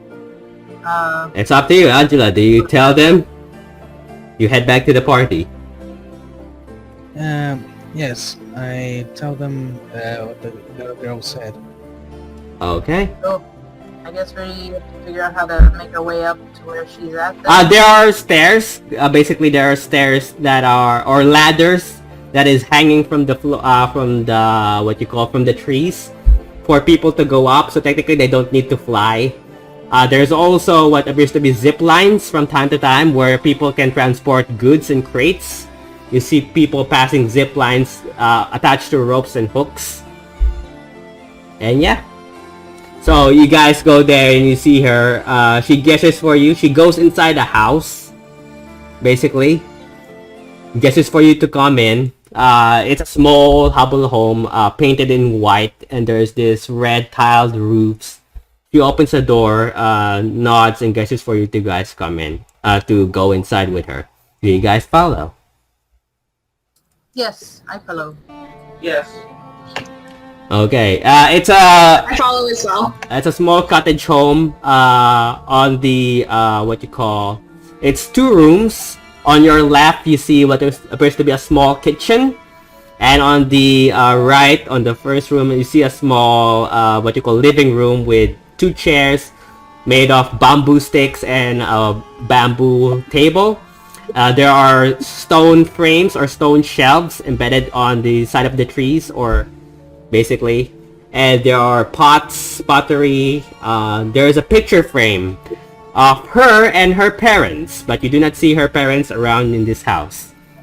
On the second room, you see what appears to be a small, medium-sized bed, a bookshelf that has a bunch of things that does, small statues made of wood and furniture on the second room. And there's, it's a bit dark.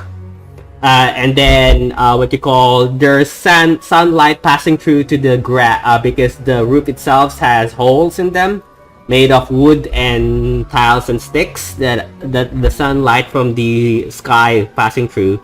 She covers the windows with curtains made of this what you call dirty cloth, and then locks the door behind her. What do you guys do?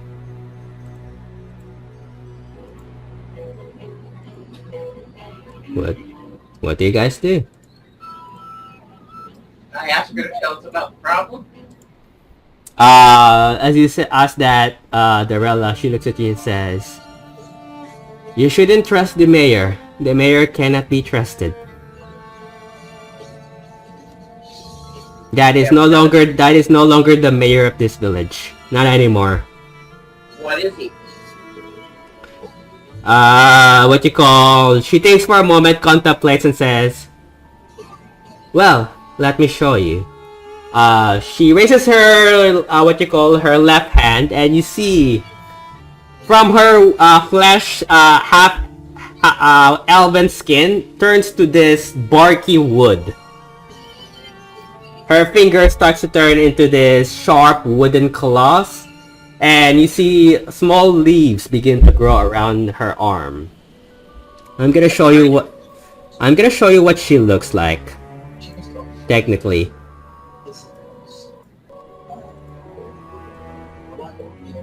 She looks like this.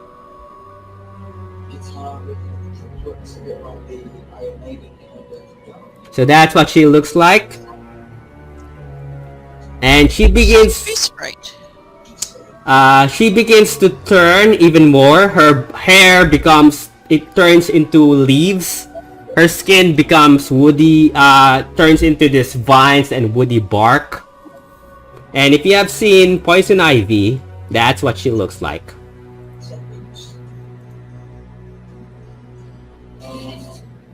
She becomes like this. Basically, she says, "My name's Militia, and I used to be a little girl in this village until they captured me and turned me to one of these things. I don't even know what they are, but they're slowly turning the entire village into one of these things, including the mayor. So how can we help? You kill every single one of them that looks like me. And the mayor is one of them.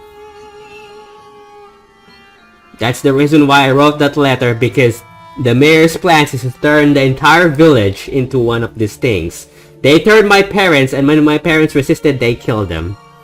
I was the only one left, and I'm not even me anymore. I don't even know what I am. And the rest of the village will soon turn to one of these, like me, if you don't stop them." And suddenly you hear footsteps outside the house, and you hear the mayor, "Adventurers, are you around? Maybe we could have a little chat."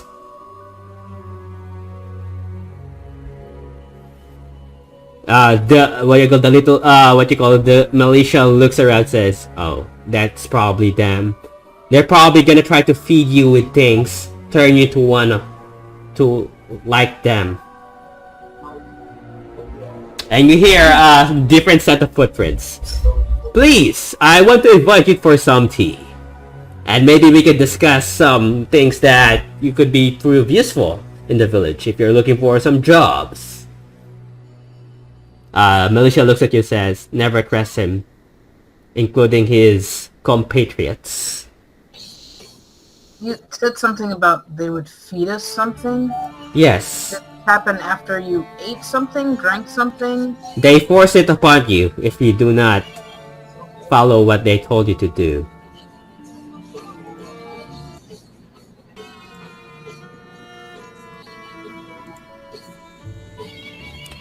Adventurers, where are you now?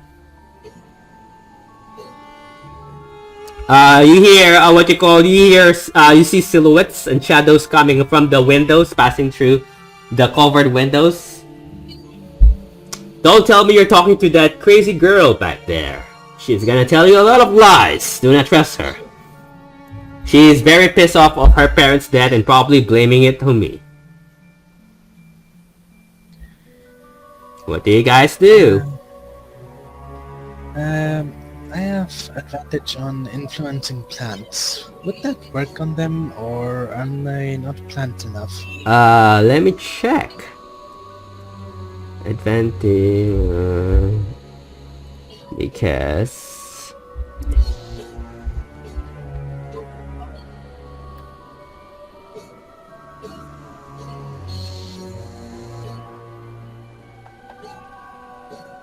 They're fae, basically. They're not plants, technically, but they're fae. Okay. Not plant enough. They're plants, but they're not plant creatures. They're fae. They're humanoid fae. So they're from the Feywild, technically. Plants, but not plants. Well, they're like poison ivy. That's what you're getting at. So they're like humans, but with plants growing around them. So they're like poison ivy. So they're technically fey creatures. You hear knocking on the door. "Are you there? Please come out. So that I can talk to you properly." You hear the mayor's voice. What do you guys do?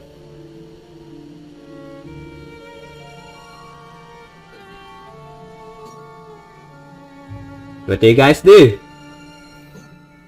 I turn to the rest of the party. You know what?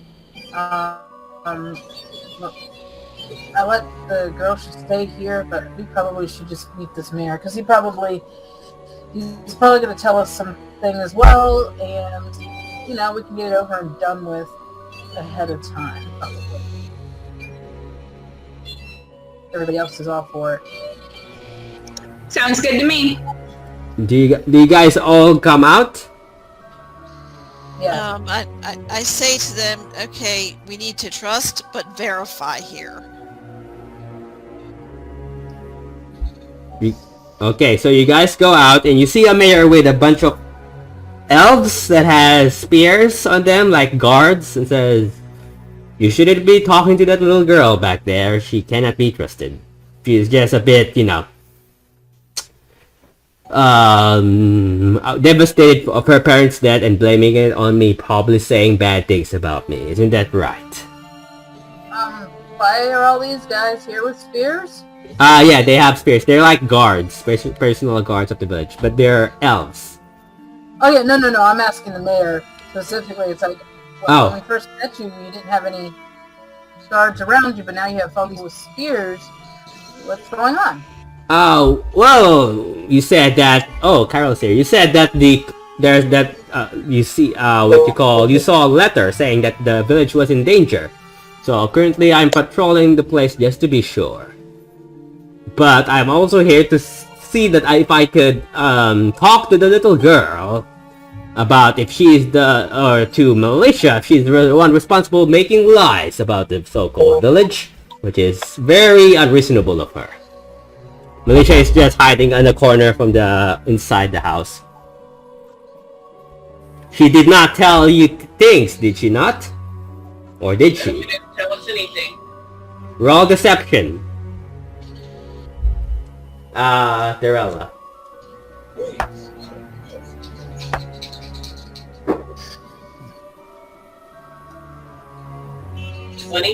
Dirty 20. 20. Okay. Well then, if you mind, would you please step aside so we could interrogate her for a bit? You want to interrogate a little girl? Well, if she's lying if she's lying, that's a bad problem for the village. We're not gonna hurt her. We're just gonna talk to her, let her know that what she's doing is wrong. Well, I will watch. And I will stand beside her. She's just a child.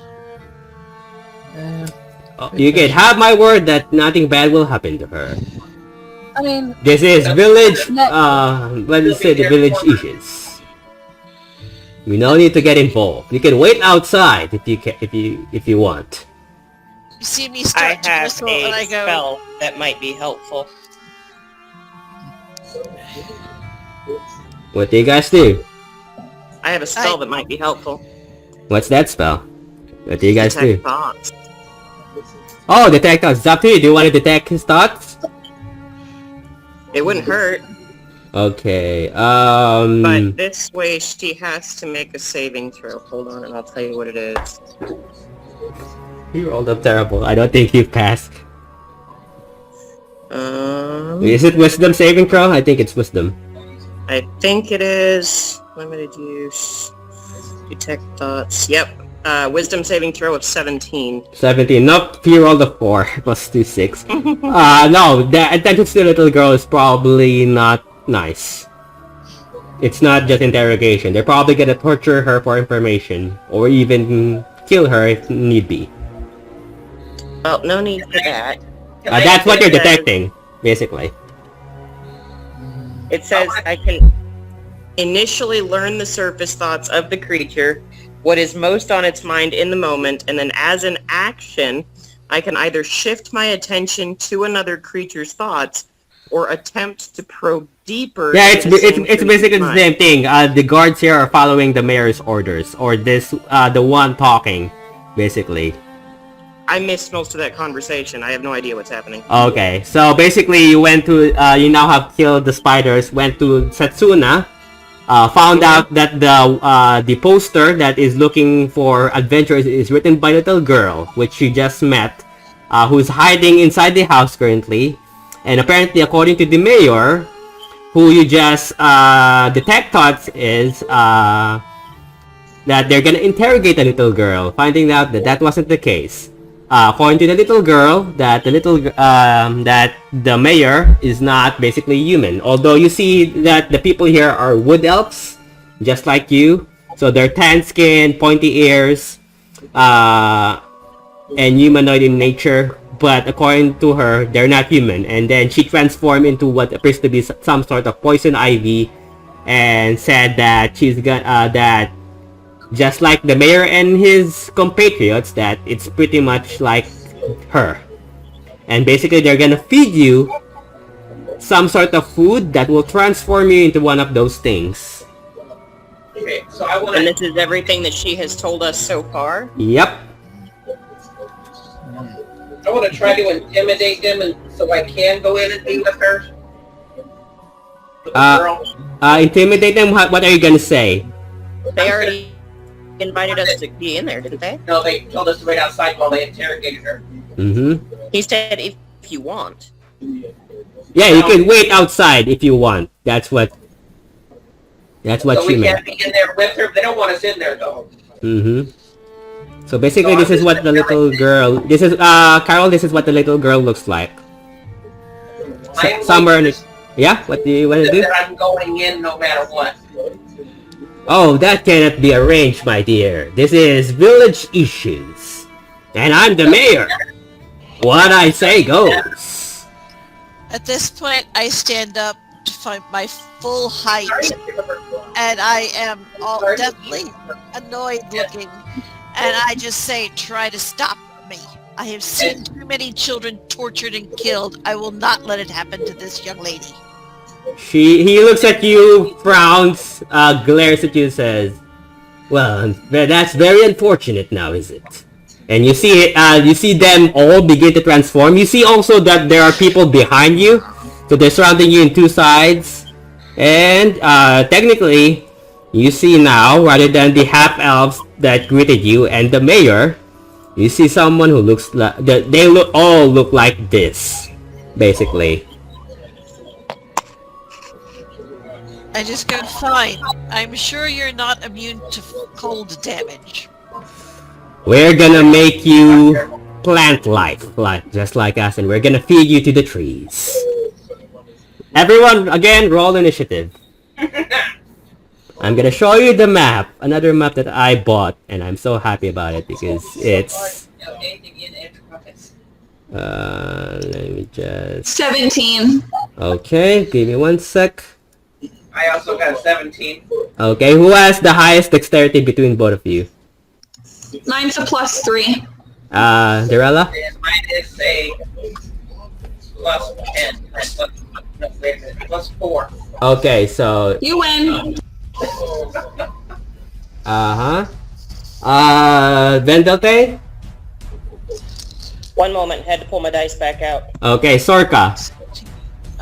17 plus 5, so that's 20. Okay, so you go ahead of them. Angela.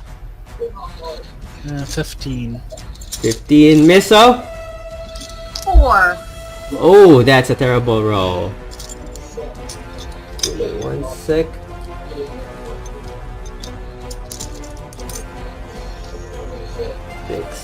The mayor rolled a 13. 23. Sorka, what did you roll? 22. Okay, so Vendete goes ahead of you. The goons, enemy 1, give me one sec. You can plan your actions ahead. Enemy 1 is 12. Angela, you're 13, right? 15 this time. Oh yeah, okay. 15 plus 10, 12, D2, 16. Enemy 2, 16. Enemy D3 is 14, which is better than the boss. D4 is 10. Oh, Miso, you rolled terribly. Enemy 5. As long as it's on the initiative and not on the actual spells, I'm okay with that. D6 2. Yeah, true though. D6 and D7 is... I just want to point out, if you use fire damage, it's also gonna ignite everything around you, including the houses. So keep that in mind. And 7 is 11. Okay, no explosions. Well, yeah, maybe. Enemy 1. I can always try putting out fire damage, so just, with ice. 1, 2, 3, 4, 5, 6, Yeah, I can 7. do that too. Yeah, so we can protect the forest and not burn it down 100%. Maybe. Poor woodland people. Okay, give me one sec.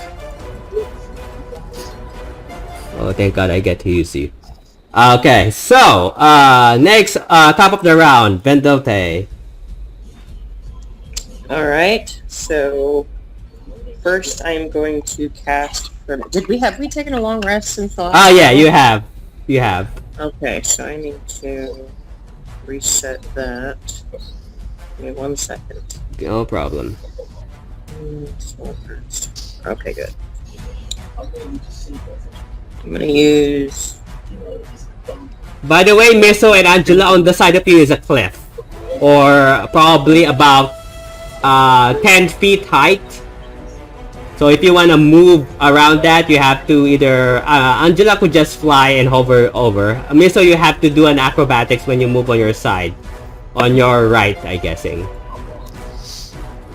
So this is this side is a cliff face, or on top of a tree. I'm going to move up to the mayor. Okay. And I'm going to attack him with my dagger. Okay, roll to hit.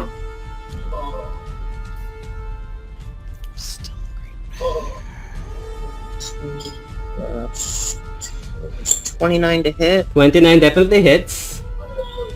And he's going to need to make 2 saving throws against poison. One is a DC 18, one is a DC 14. Okay. Oh no, you can only use one of them. You cannot use Right, my both. dagger is already poisoned, but I also coated the blade with poison. Yeah, so they do not stack up. Basically, you can only make him roll one. So poison Alright, go for condition the does not 18 stack then. up. So you can only choose what type of poison you're using. Alright, go for the 18. 18. 14. Is it Constitution? No, he fails. So he's It's poisoned. Constitution, yeah. He's poisoned. Awesome. So he failed. He takes 1d8 poison damage. I guess I should roll for the actual damage first. Yep. That is... That's 11 piercing. Yeah, that's piercing. Piercing damage. Okay. And...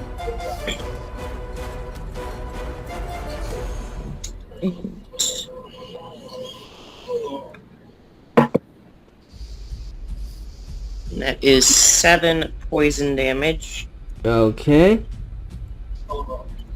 And then...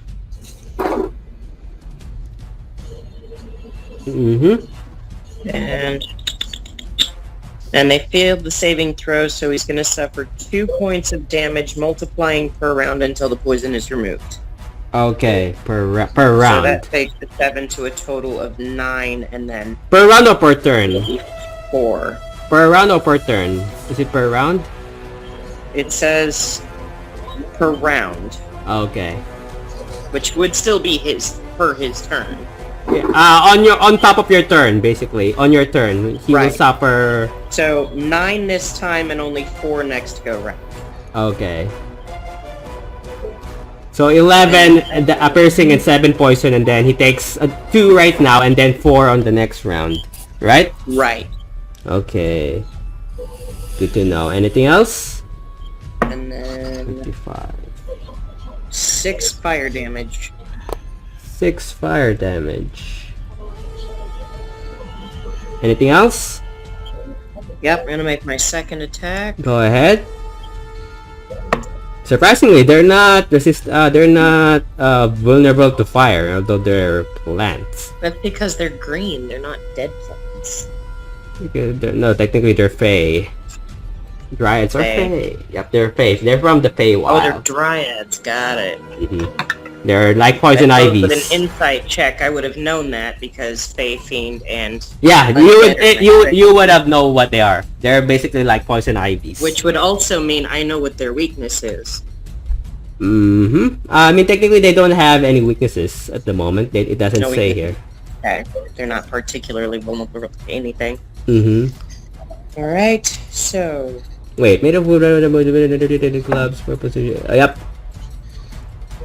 That one's a nat 20. that definitely hits. And then... roll to hit.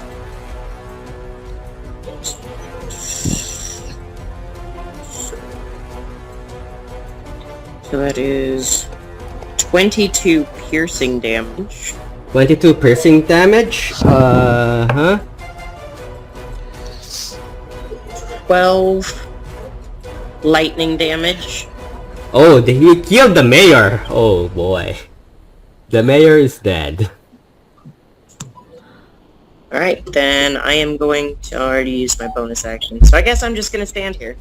Okay. And Sorka. They have a Okay. Yeah, Now, sorry, because they have a deadly weapon. As they were chatting here, did I get a full minute to observe them? No, we did not see them in Okay. combat because you were just talking to them and they were just standing by. So you It know. has to be outside of combat, the observing. Yep, But that's would what, you that's not what I have was. observed him before he was in combat while they were talking? That's what I was asking. I would say the conversation wouldn't last for I would say, how long do you have to observe them? For a minute? It says 1 minute. Okay, then yeah, I would say yeah, you would have observed them. Okay, so with that, I get information. Okay, so they're not dryads, they're blight dryads. So there are different kinds. They're more evil than a normal dryad. Their hit points, you get their armor class, the hit points, and their what? AC hit points. I am looking it up because I never remember it all. Yeah. As we've learned. Their strength, I'm guessing, their strength, and if they're barbarian or fighter levels, which technically they're not because they're dryads, so they're not barbarians or fighters. I am not sitting in my usual spot, so my stuff is all moved around wrong. Give me one sec.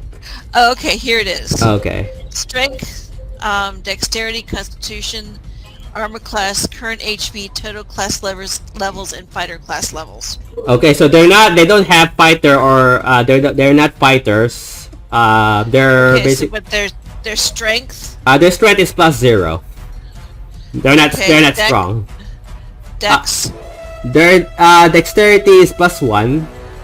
okay, constitution, Constitution is +1.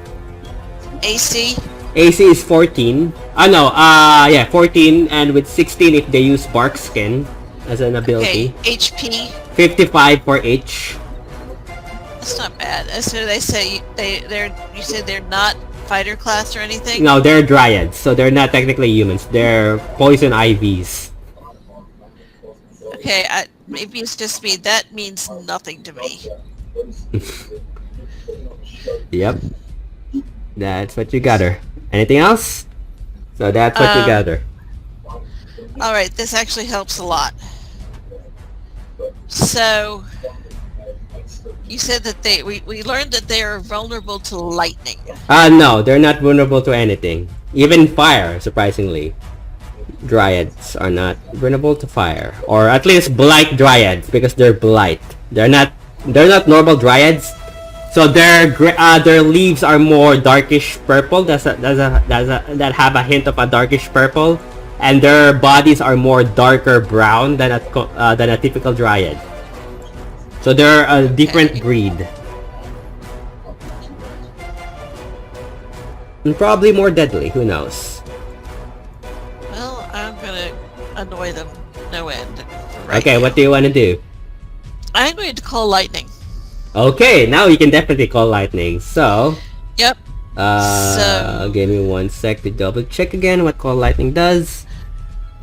So it has charges on your sword. So remove a charge basically, and it charges. Yeah, 'cause it looks like I have 6 charges. So it's a 3rd level concentration. So you can only cast it on 3rd level. You cannot cast it at a higher level. Okay. It's basically it's not concentration because it's a sword, so technically it happens in a 10 feet, 60 feet radius, centered on a point that you can see, called lightning. 100 feet directly above you, then spells fails if you can see a point of air. They make a dexterity saving throw or take 3d10 lightning damage on a failed save, half as much damage on a successful one. So which point are you aiming? There are 2 groups, one behind you and one in front of you. And also, remember, Vendelte is in front of you, so... Okay, Vendelte, I'm going to presume you do not have any resistance to lightning? I don't have resistance to any lightning, no. But feel free. I can always use it. You can. There's also a I group would behind love you. some lightning damage. Oh yeah, Mara. If Mara takes a lightning damage, she can add the damage to her attack because of the Nether Bane. Because the Nether Bane is like a charger of some kind. What do you do, Sorka? Okay, Darella, do you have any lightning resistance? Because you're directly behind me. No, it's just cold. Oh no, cold lightning. Cold lightning comes from the air, so you're not gonna target people behind you or in front of you. It comes from the air like a lightning strike. I believe if anyone has anything of the weapon set that we found last session, I believe it all will harness lightning. Cool. The armor does. The armor makes you if you makes you resistant. Whoever is wearing the armor, the that Astalos. would be me. Yeah, then you're immune. Basically, you're resistant to lightning. Yep, well that's okay. I'm immune to cold, I'm resistant to lightning, and there's one other thing like that it gave me. Something Stealth. else I'm resistant to. Yeah. Yeah, lightning and thunder. You're resistant to both lightning and thunder damage. Yeah. So cold, I'm resistant to cold, lightning, and thunder. And immune to cold. So what do you want to do? So you can technically you don't target in front of you, just pinpoint, and a lightning would struck them from above. A cloud would form, and then lightning would struck them. Okay, but nobody has targeted the people or pinpointed the people behind us, the 4 people behind us yet? Nobody. Okay, I'm going after them. So which one? The first, the one in front of you, or the one behind you where Darella is facing? 4, 5, 6, and 7. Okay, go ahead. Roll. They need to make a dexterity saving throw. So that's basically. Give me 1 sec. Dexterity Sure. saving throw, and then control lightning. So that's gonna be 8 plus. Your DC is gonna be 8 plus your wisp. How is this gonna work? That's the question, because you're I not have no idea. you're not a spellcaster. Okay, well, from what this says, Mm-hmm. the damage is 2d6 plus 7, and it looks like the way I'm reading it, it just happens. Damage. No, because they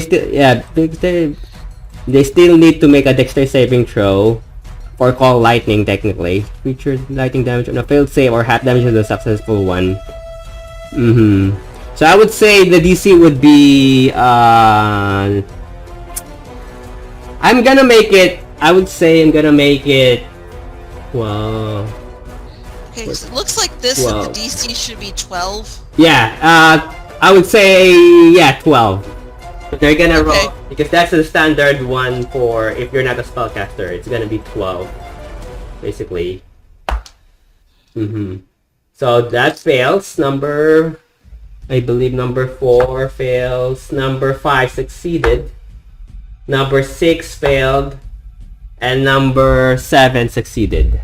So 4 and 6 failed. So roll Okay. 3d10. Okay, so I did that. I've got 19, but then I add 7, according to what it says here. Really? I don't remember. Yeah, that's what's coming up on my D&D Beyond sheet. Okay, give me 1 sec. Astalos, Thunder, Great Sword. Give me 1 sec.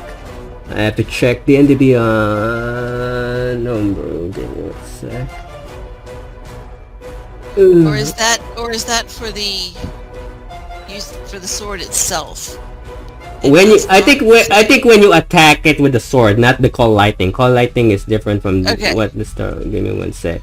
Astalos, Storm, Great Sword. I may have to reboot it. 6 charges. The Great Sword regains 1 to 6 charges at a 3rd level. You deal basically a call lightning. It's a 3d10, and you deal 2d10 lightning damage when you attack with this Great Sword. Basically, expend 1 charge to call lightning. You cannot cast it in 3rd level or higher. Yeah, it doesn't say if you add +7. I don't know where you get that though.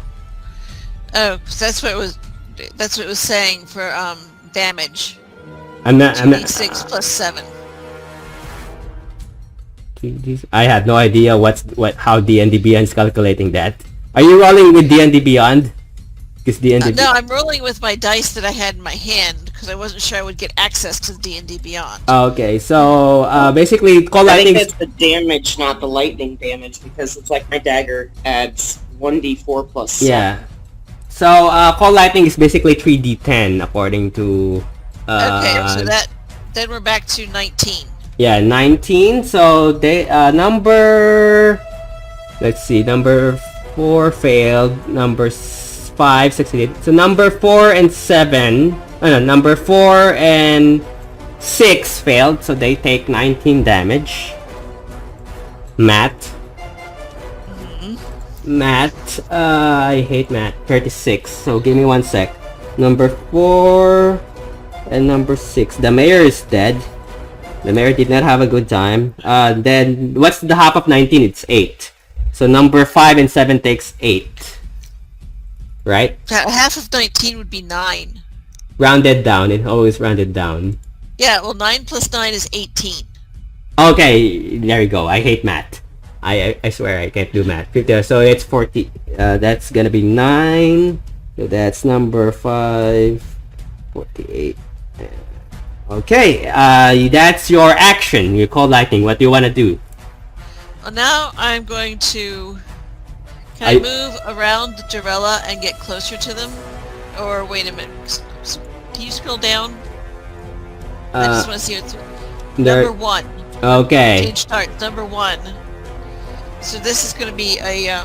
still using the great sword, the storm great sword. Great sword, yep. Going after number 1, I rolled a nat 20. That definitely hits. Roll damage. Okay, so my damage, this is going to be the 2d6 plus 7. There's no plus 7. It's just basically Astalos. Wait, I don't know why. Astalos basically deals additional 2d10 lightning damage. It has a plus. Okay. Because I get it, because you have a plus 5 on strength and it's a plus 2 weapon. Now I get it. So that's why it's a plus 7. That's what I hate D&D Beyond, because it does the math for you. So yeah, you have a plus 7 when you hit with the sword, and then plus 2d10 lightning damage. That's why it's plus 7. So that's 18 for the slashing damage. 18. Okay. Yes. And then there's the 2d10. Which is another 3, and then all that is going to be doubled. Okay, so do the math. I can't. So that's going to be 22 for slashing. Okay. And 6 for lightning. Only 6? It's a 2d10. You rolled terribly. Yes, I rolled a 3 and a 0. Oh no, 0 means 10. Okay, so then that's 13, which would be 26. Yeah, so... I hate math. 22 plus 26. 22 plus 26. 48. 6, 7, 8. 8. That's 48. 48. Yep.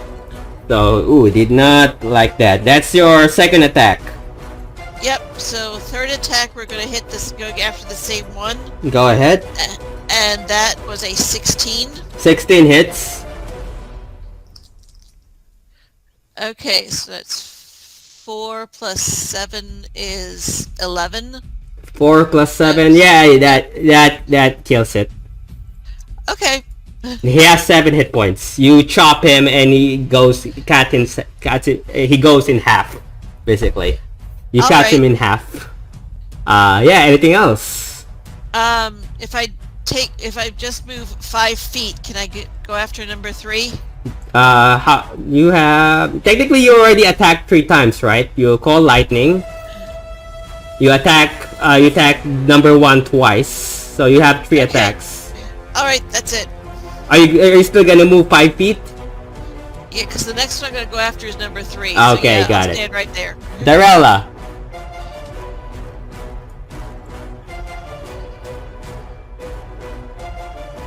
Darella? Sorry, I was muted talking to myself. Got it. I am going to cast Green Flame Blade on my lightning daggers. Got it. And I roll a... Are you attacking which one? Probably number 4. Got it. and I rolled 23 to hit, 23 hits, roll damage. 10 damage from a dagger, Okay. 2 daggers, plus 28 lightning damage, and 16 fire damage. Oh, he does not enjoy it. He's still alive, but not doing terrible.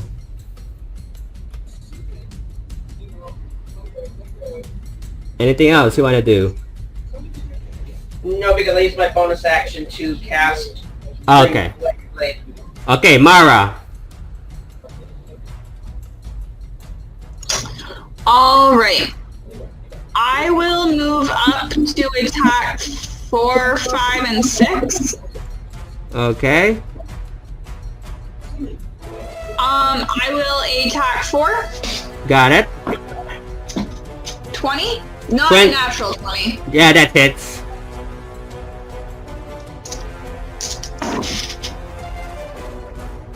So 16 slashing and 8 lightning. Yeah, you killed it. He has 1 hit point.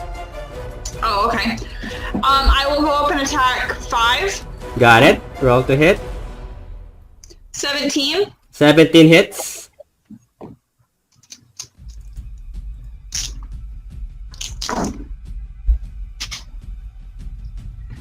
$11 slashing and 11 lightning. Okay. Anything else on number 5? As a bonus action, I will enter a frenzy so I can do an extra melee attack on my next Oh turn. no. 48 minus... No, 48 minus 22. 26. Okay, got it. Number 5. Okay. So that's that. Enemy 4 is dead. Enemy 1 is also dead. Okay. Give me 1 sec. Enemy 1. Alright, now enemy 2 will do a spell. Vendelte, I want you to make a DC 14 Wisdom saving throw. Okay.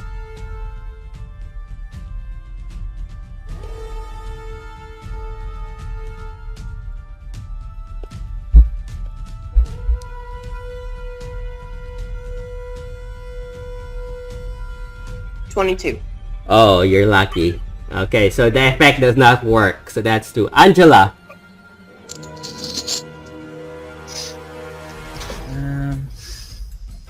What's the shortest distance from the bottom of the tree to enemy 3? Enemy 3. Technically you can fly over because you're flying. You're not walking. I mean for a creature that walks. Basically he is 15 feet from you. 5, 10, 15. Yep. Well, this tree does have a ground floor, right? Yeah. I mean, no, basically you're in leads. Okay, so once again, no dirt. Mm-hmm. You're top of a tree, you're not top of a ground. Right, yeah. Okay, so mega tall tree. Got it.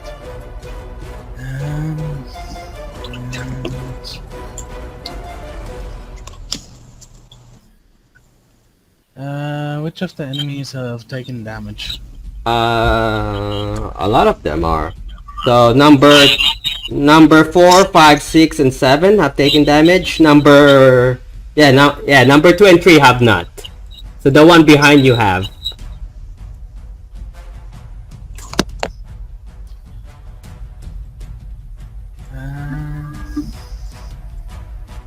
Hey, number 7 taken damage, right? Number 7, yes, has taken damage. Okay, Toll the Dead, Wisdom 18. He succeeded with an 18 plus something. Yeah, he succeeded. 19. Oh no, 20. Anything else? I've got nothing. Okay, enemy tree. Sorka, I want you to make DC 14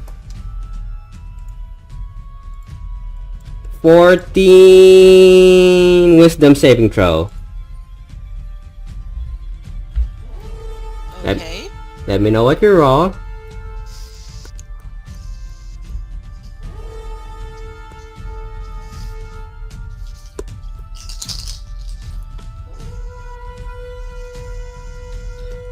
$15. You just succeeded. Okay, that's his turn. Enemy 7 will use his ability to tree stride. Turn right and use 10 feet of movement to step magically into a tree within its reach and emerge from a second living tree within 60 feet. The first tree appearing in 5 feet away and enlarging in the tree and needs to be living in Blight Dryad to step through it. Blight Dryad step through the tree dies. Through it exceeds the living tree, the tree dies. Oh. Okay, so number 7 will just move here, I guess. And attack you. Basically Darella. With its claw attacks. That's a nat 1. And 2. I'm guessing that misses. Claw. So yeah, that misses. Plus it with Shillelagh. That misses. That doesn't even matter. Enemy 4 will now attack. Wait, enemy 4 is dead. Enemy 4 died by Mara's hand. Enemy missile. Yes. I'm going to do. Actually, I'll just do it this way. I will do acid. No, wait. I have to go over. I need to do shatter. Shatter. Oh, this is a new one. Give me 1 sec. Shatter. Yeah, no problem. It would be at 5th level. Which one are you targeting? Well, I am. So it's going to be a 10-foot radius sphere. On which one? So if I am like right behind, basically I don't want to hit the Meltier or Sorka, but so I'm like right behind 7 and 6. 7 and 6. Oh, so right. Give me 1 sec. Right up at the. If I hit right up at the point of the number 6, like the little number, that should hit 6 and 5. Oh, good. 10 that makes it easier. Right here? Actually, like, Or right here? You know what? I'll do 6 and 7. Okay, So right here. They hit those two. And, Okay. so they have to make a Constitution saving throw of 15, or take half damage, or take if they succeed, they have half damage. Number 7 succeeded. Number 6, let me check their stats. Number 6, con save, right? Correct. No, 13. Yeah, number 6 failed. Number 7 succeeded. Okay, so I said it was 4, so that's going to be 6d8. Roll. Oh god, roll a damage. Thunder damage. So I'll do the one that's I'll do the total for the Yep. full damage. That one was 16 plus 15. 31? I think. 30. Yes. 31 on numbers. Number 6. Number 6. Yep. That's gonna hurt. 31. But he's still alive. But that hurts. And half of that is, I'm guessing, 16 basically. Rounded down, so that's 15 on number 7. 48 minus 15, 33. Ouch. Anything else?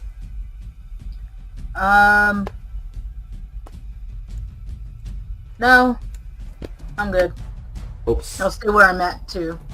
Mara, Wisdom saving throw 14.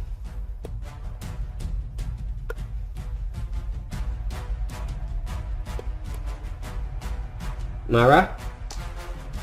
Nope. Roll a 6. Oh. You're now under a charm spell. Let me see here. Ah, crap. That was a... History did repeat itself.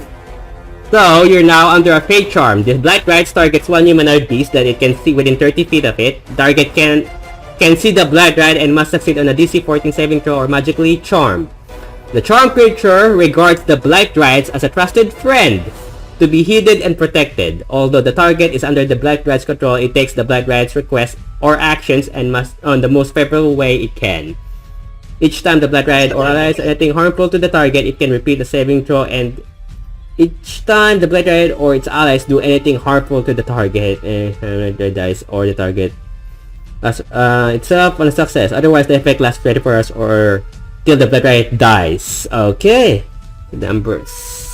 That's numbers. It's also worth noting that I am still in frenzy, so whatever I do, I can do it 3 times. Yep. You cannot harm the Blight Dryads. They're now your friends, and and now your enemies are your previous friends. So when you attack, you every time on your turn you can roll to beat the DC. On let me just double check to see here. You're not doing anything for political effect. Success. Each time the product or its allies and enjoy. Otherwise, it's not new. Right, the charm creature regards the trusted friend playing do not take so much of each time but okay, so every time someone harms you, basically, you need to make a wisdom saving throw of 14 again to break the spell. Okay. Or until the one who cast the spell dies, which is enemies. This so enemies sucks. Oh, okay. So, top of the round, Vendelte, what do you do? So, who is it that's charmed? Mara. Okay. Actually, you don't know that she's charmed because you're focusing on number 2 and number 3. Okay, that's why I was asking to make sure it wasn't the person sitting next to me. Yep. So I'm gonna attack number 3. Go ahead.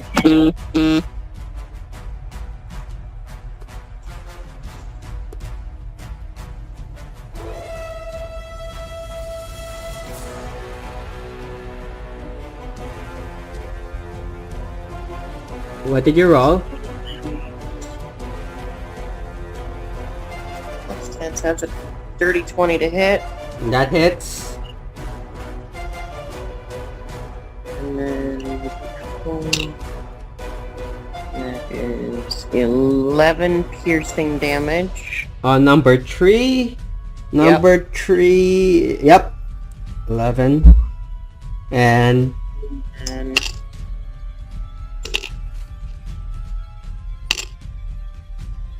15 piercing for the sneak attack. yeah, that kills it. Okay. And then I will attack number 2. Okay. So again, dirty 20. Got it.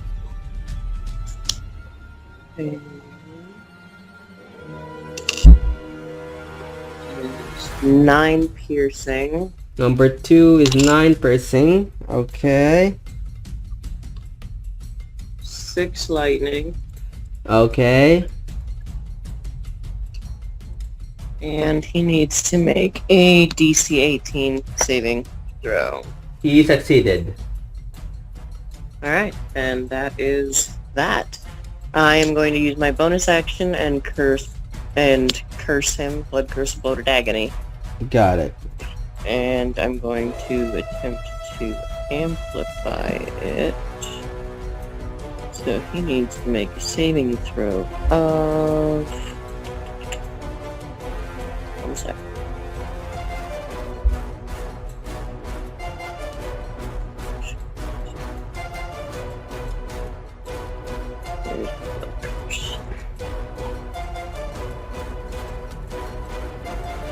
Agony. 17. DC 17 con save. She got an 18. So she succeeded. Right, then that's the end of my turn. Oh no, is that for the blood agony or for the dagger? I'm confused now.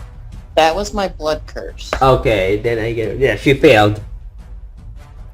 Oh, then I need to roll it.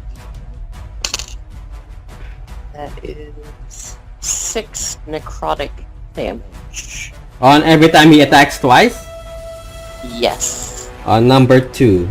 Got it. Mm-hmm. Anything else? That's my turn. Okay. Sorka. Okay. Can I access number 2? Uh-huh. Alright, that'll work. So I'm going to attack it with my lightning sword. Go ahead. That was a roll of 16. 16 hits. Alright, so I gotta figure out what is the...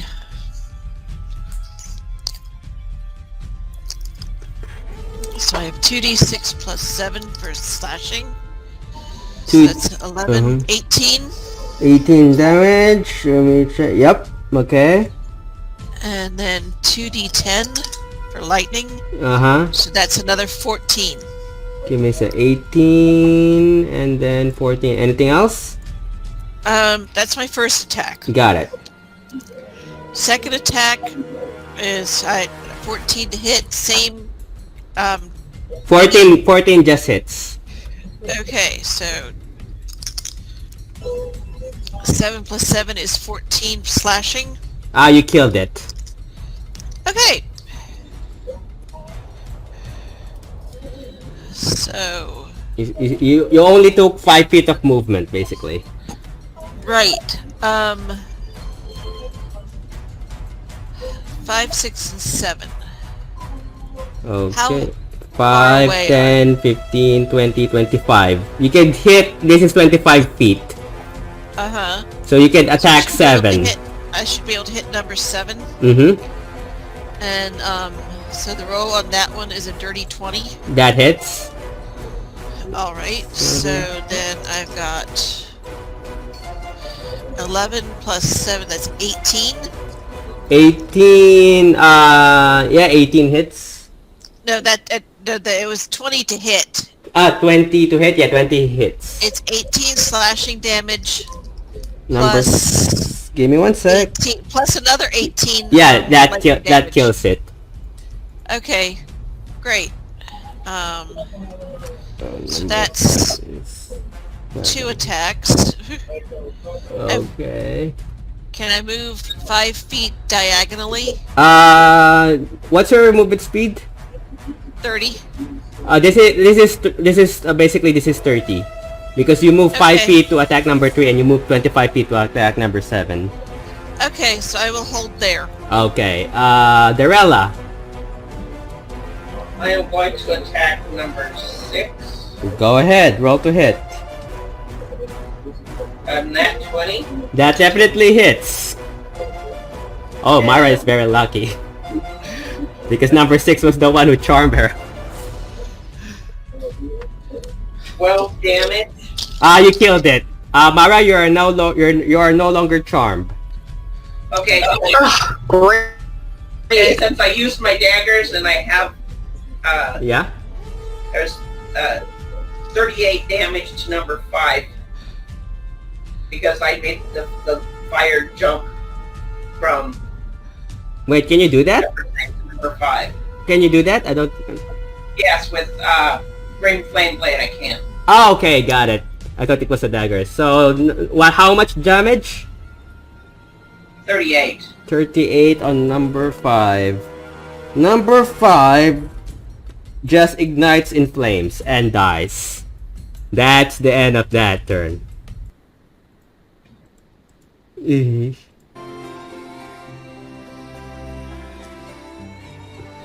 killed basically you killed the mayor and its Dryad friends. If we are out of combat, I am going to have to call it a night. I do have to get up really early in the morning for work. Okay, no problem. Yeah, sorry about that, guys. It's kind of a bad week. One of my coworkers is out. She's getting foot surgery. Got it.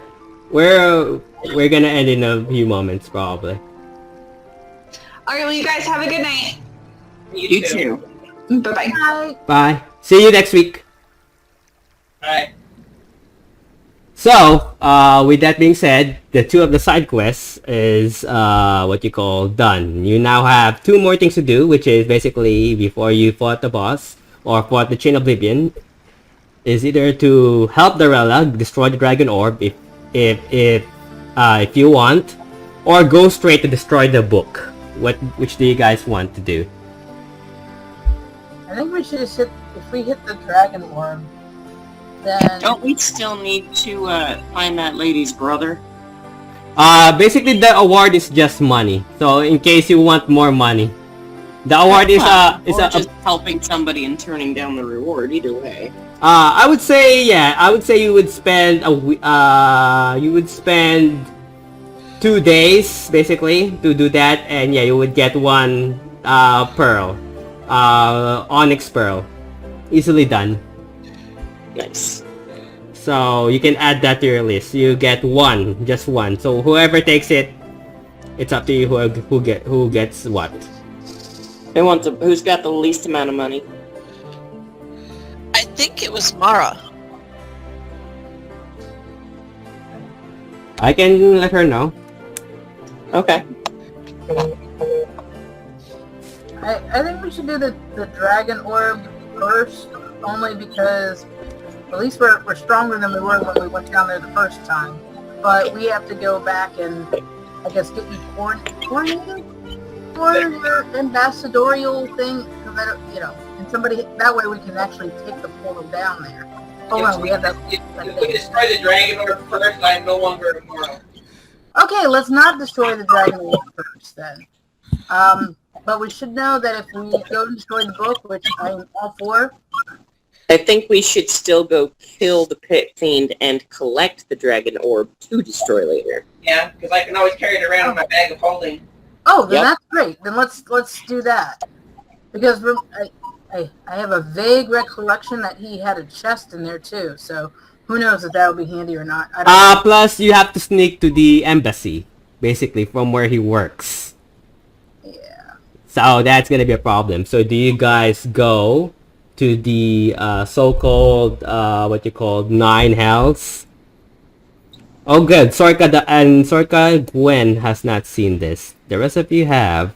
You see another animation of the 9 hells. Give me 1 sec.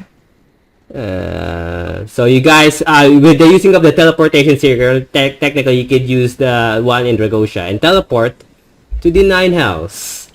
To the City of Brass. Give me 1 sec. And basically, Sorka and Angela, this is a world of devils, tieflings, and demons. Basically, there are humans from time to time but they're more goth-like, steampunk-like. Let me see, 9 now. So you enter the City of Brass, which is technically... Humans are a delicacy down there. Yep, they are. That's why. Don't drink anything red. That is not raspberry juice. Give me 1 sec. So basically, as you enter the portal, the temperature becomes insanely hot, and you guys see something that looks like this. Oh, as you enter, no, that's not what I was trying. That's the embassy. You see something that looks like this. Sorka and Angela. I think this is the first time you've been here. Yeah. This is the 9 house. I have a practical question about the dragon orb. Yep. As a half dragon, am I susceptible to the whatever that goes with it? No. Basically, the dragon orb doesn't have any effect on anyone. You're not even sure what it is technically. And Okay. people can use it to control dragons. Yep. That's what I was wondering, because I am a half dragon. No, it doesn't work on dragonborns or a dragonborn. This is actual dragons. The The big ones. Okay. That could be beneficial when we go find that white dragon. That's what just hit my mind because I don't know what it does, but if it controls dragons, then that would be great. If we are able to use it. It still has to make a save, basically. And if it succeeds, it doesn't work for 24 hours. Well, we've been smashing them anyway, so yeah. So, you guys go to the embassy, and the embassy itself is guarded by these devils that has chains wrapped around them. It's been a while. If you guys want to sneak in, depending on how you want to do this, that's entirely up to you. But it is heavily guarded. I think we need to go invisible for this time because I think we just walked in last time. Yep, you were invited. This time, especially with what Vendelte did to its horn, you know that pit fiend is not gonna be happy, and pit fiends are dangerous. I still have his horn in my bag of holding. Yep, you're gonna remind him a lot of bad things. Let's see here. Let's see the embassy gates. And you don't know where in the embassy where the dragon orb is, so it's gonna be a maze. You're gonna be traveling a lot, considering. So we're gonna probably have to pass through the. A lot of guards. The place itself is heavily guarded. Oops. If we are invisible and silent, Oops. would it not be beneficial to split up? It's up to you. Splitting up would be because it's a giant fortress, so it's a giant That's castle. why I'm asking them. And it's up to you how much you can do invisible. Oops. Alright. Well, I also know I'm not gonna be here next week, so I don't know how fast we can get through this. We can do another Thursday again next week if you guys want. Let me know if you want to change, because this is a bad time to not be there considering there's a pit fiend. Well, I'm at a convention both Thursday and Friday night, so I might join, but I won't know until the day of. Either day. I just put some information for the dragon orb. Okay. I'm checking my meeting schedule. If I have a 9 a.m. meeting, I'm really not too thrilled with trying to We could also move it. We could also move it on Saturday if you want.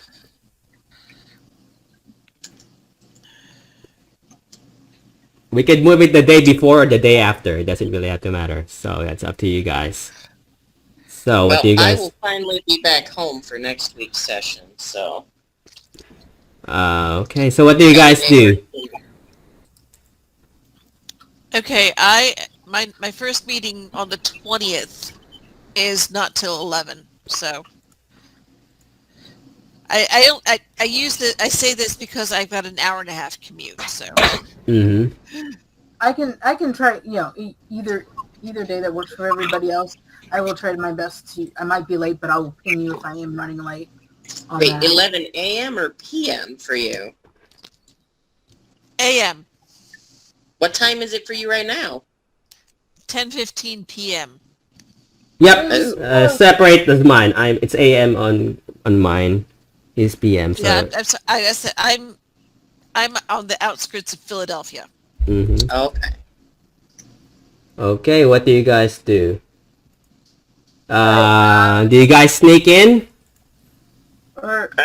Technically, you don't have to fight the pit fiend.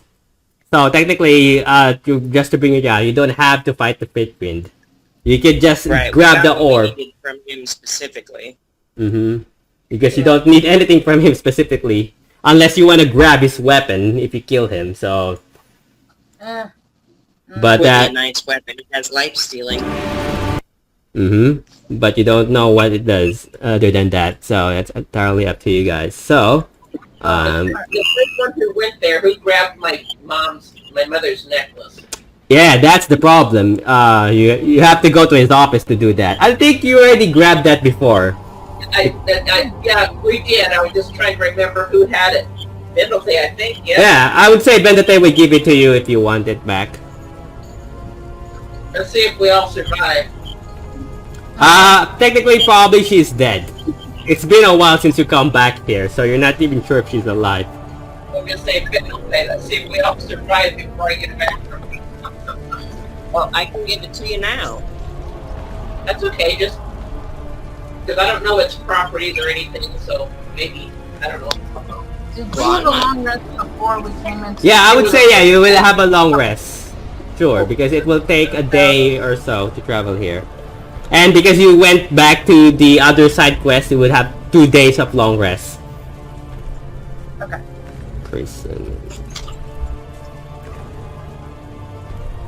So, what do you guys do? Alright, I can cast invisibility on all of us, and then we can try to trot along silently, I guess, or stealthily, to wherever we need, and just try not to. If we can avoid fighting something, let's avoid it, but try to go as quick as we can. Okay, so it's a big fortress. I'm gonna who's gonna cast what invisibility? Give me one sec. I could disguise us all as tieflings. I am proficient with a disguise kit. It only works for you, basically. It only works for the person who owns it, so only you can be disguised from it. Also, we didn't see any tieflings in their last. There are basically, but there's only a few of them. Most of them are devils and demons, basically, and gargoyles. So it we can I can cast the invisibility on somebody else has the ability to cast invisibility as well, but I can do it for the first hour, and once it's about to start wearing off, I can recast it again, I believe, right? Or do I have to wait completely fill?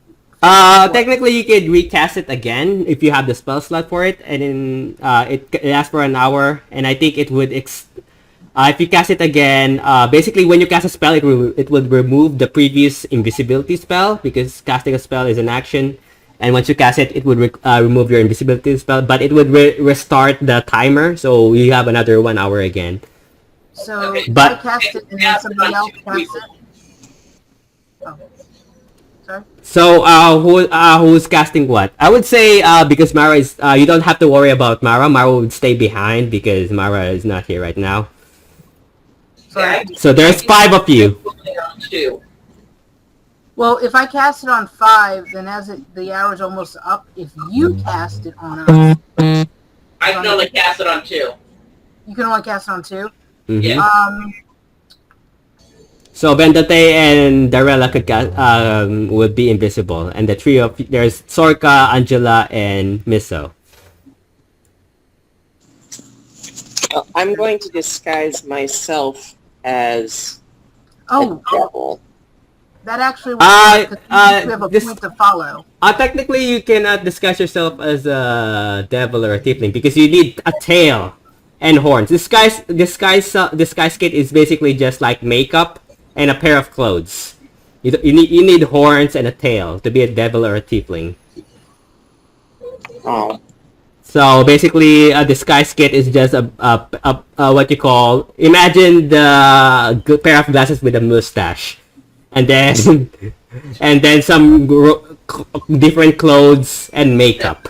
That's what basically it is. So it's not an actual spell like Disguise Self. Disguise Self can do that. It can entirely change your appearance. What about my hat of... a hat of disguise will work. Yes, hat of disguise. Hat. Mm-hmm. What about polymorph? Polymorph can change you to a creature. Yes. I have polymorph. And depending on how many creatures it can occupy. So decide now what you want to do because it is big. I'm gonna use my hat. One less person to cast polymorph on. Okay. Okay, so what are you changing at basically? Devil. Well, I wanted to cast polymorph on at least one person so we all can follow, and the rest are invisible, so that it's. So who's casting what? First things first. Vendelte, what are you transforming into with the hat of disguise? You can only transform to a creature that is the same size as you are. I'm 6'8". Are devils that tall? I would say yeah. Some are. Awesome. And the hat and the spell only ends if the hat is. But removed, you may so- you can basically you can just be a standard devil, but you still have need permission why you need to enter the said embassy. Because it's an area, it's an off limits area basically, and it is heavily guarded. So there's no way I could disguise myself as someone who works there. You can disguise as a guard, but if you want. But what other guards? the guards are basically the devils that has this green beards. They're basically like bearded devils. So they look Okay. like this. To give you guys a perspective. They look like this. And which language do they speak commonly? They do not speak in common. They speak in, I know they don't believe, speak in infernal. Yep, that's the problem. Infernal. Let's see. I can speak. I think chain One and second. spine devils. I think they I only can speak. infernal. You can speak infernal. Yes. Yeah, they can speak infernal.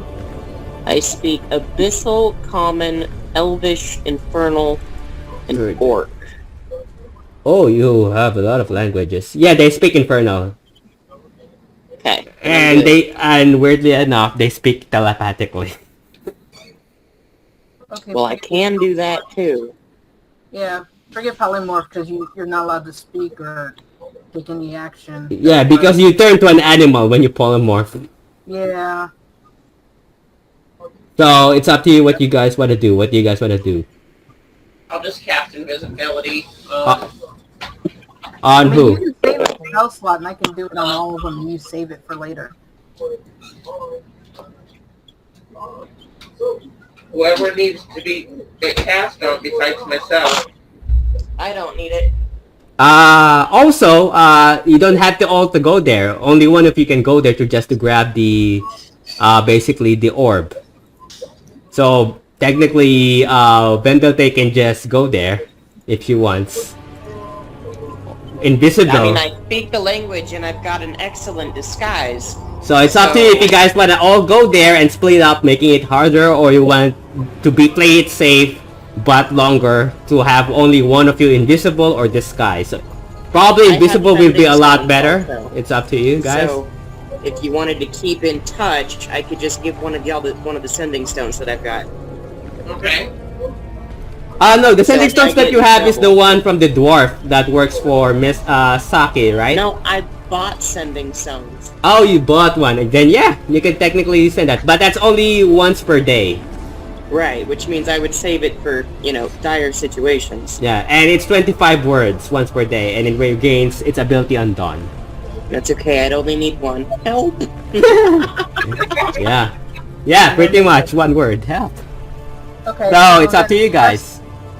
So then I guess the rest of us wait outside of Vendelte goes quicker on foot by herself to reclaim it and calls for us if she needs us. But we need to be away from. Also, if there are things that needs to be dispelled, she cannot dispel magic. So I cannot dispel magic. that's another I have thing. some scroll. I have a scroll. Yeah, I you can't still use have scroll, scroll. though.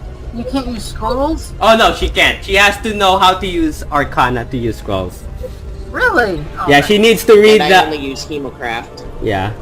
So technically, you still need to be a wizard or a spellcaster to know how to cast them because you can't read But- scrolls. If you have polymorph, change yourself into something small. I will put you in a pocket or something, and then I can bring you with me. Yeah, Polymorph also has an hour, so I might as well be invisible. It's up to you. Invisible will also work.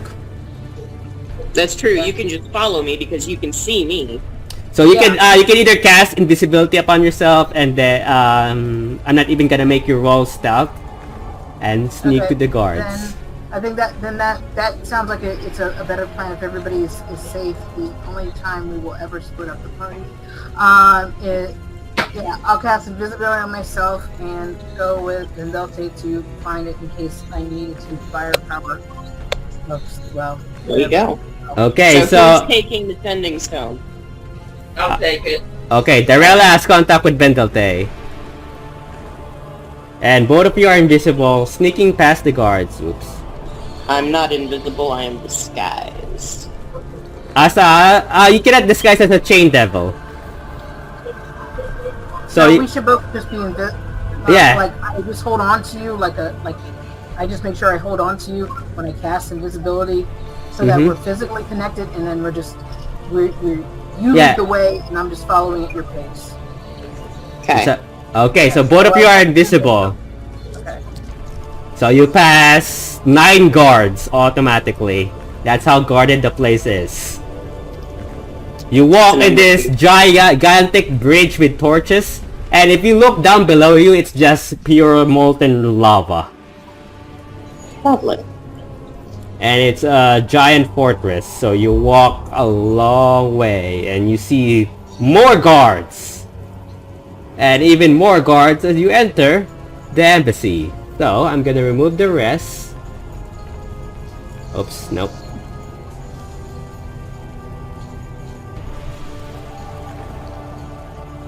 And Darella. Oops, nope, that's not what I want. Okay. Darella. Okay. Oh boy.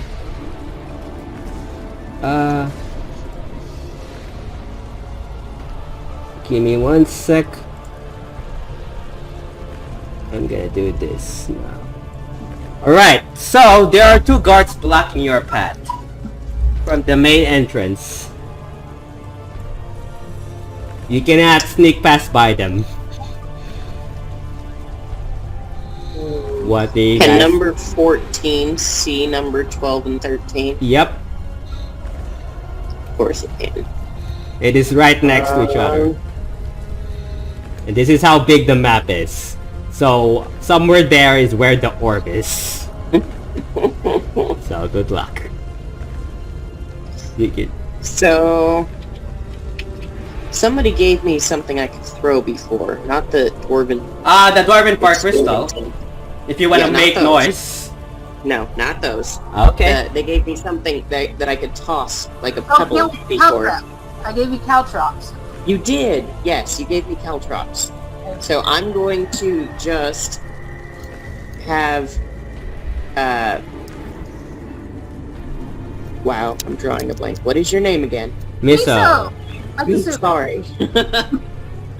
I'm gonna have you stand behind me, and we can dart one way or the other to the side of the hall, but I'm gonna chuck it behind us to make them turn around and hopefully walk that way. Okay, roll, I'm gonna roll... Actually, I'm gonna roll percentage die to see if they would follow it. 20. Do I need to roll anything to see nope. how much noise it made? Okay. It will work. 38. They will, only one of them would leave. One is good. Because that leaves the doorway open for us to just sneak. Alright, let's sneak in. There are several paths. There's one being blocked by number 14. There's a path going south, and that's all. That is not guarded. Let's take the unguarded one first. Okay. So you just feel that it's in this building, but you can't feel which. I'm gonna way, right? put my gloves of visible surfaces on first and attempt to look through the door before we go barging into places. Just so Okay, it's not guarded. You don't see anyone. It's a long hallway, and then you see a giant cauldron, basically, Alright. at center. So give me... I just don't want to be opening doors where someone's standing on the other side going, how'd that happen? Okay, give me 1 sec. Wait, that's what happened in the last time we were at Nine House. Maybe. So there are paths. Oops. There are now paths on your sides and south of you. The path, you guys. There's a cauldron that is currently light up. 4 pillars securing this giant hall, massive hall, made of stone. Let's go left. And from time to time, you would hear people being tortured. basically. Because 9 hells. No, because this is, you know that from Mariana's, people are being turned to coins. And their Yeah. currency is souls. Coins. Yes. Let's go left. Left? Right here? Yeah. Yep. Okay, are you using the surface again? Yes. Okay, so, give me 1 sec. And how much time is left right now? Currently, I would say you still have 1 hour, so you still have 15 minutes. You have 15 minutes left? 50, 50. 50. Oh, 50. not Okay, good. 15. Okay. I was like, wow, it took us a while to sneak. Give me 1 sec. You did not see that. You did not see that. I misclicked. Okay, I'm Oh, I wasn't looking. What did I not see? You don't want to know. Yeah, You really don't want to know. that wasn't supposed to happen. That is when you screwed up. And that happens. Okay, so that's that. There's a lot of guards that I have no idea what to click. Give me 1 sec. So there are guards there. That's one. No, not no. And there's technically. Oh, that's right. Now this is the fun part. So technically, give me 1 sec. There are guards apparently in this room. That's why. So that's what I missed because I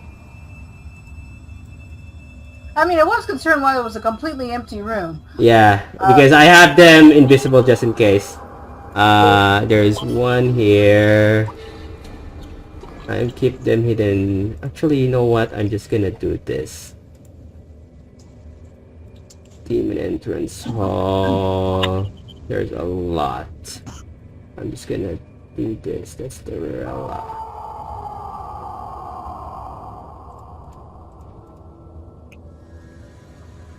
No, he's dead. Okay, Demon Cavalry is not happening. Give me 1 sec as I'm checking Demon Police. No, that's okay. You don't need Demon Cavalry. It's okay. That's when you screwed up. You get to see what happens. So there are technically guards on the door, sorry. Alright.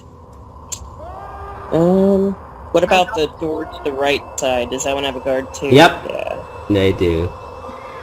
But It's number 7. 5 is on the other side of that doorway? Number 5 is, yes. So he can't see 6 and 7. Nope. But it's up to you if you want to make noise. Because you'll know. So... Wait, no. Do I have this prepared? I don't have this prepared, do I? Wait. I might have this. I do have the spell Silence. It is prepared. It's been prepared. Where is it?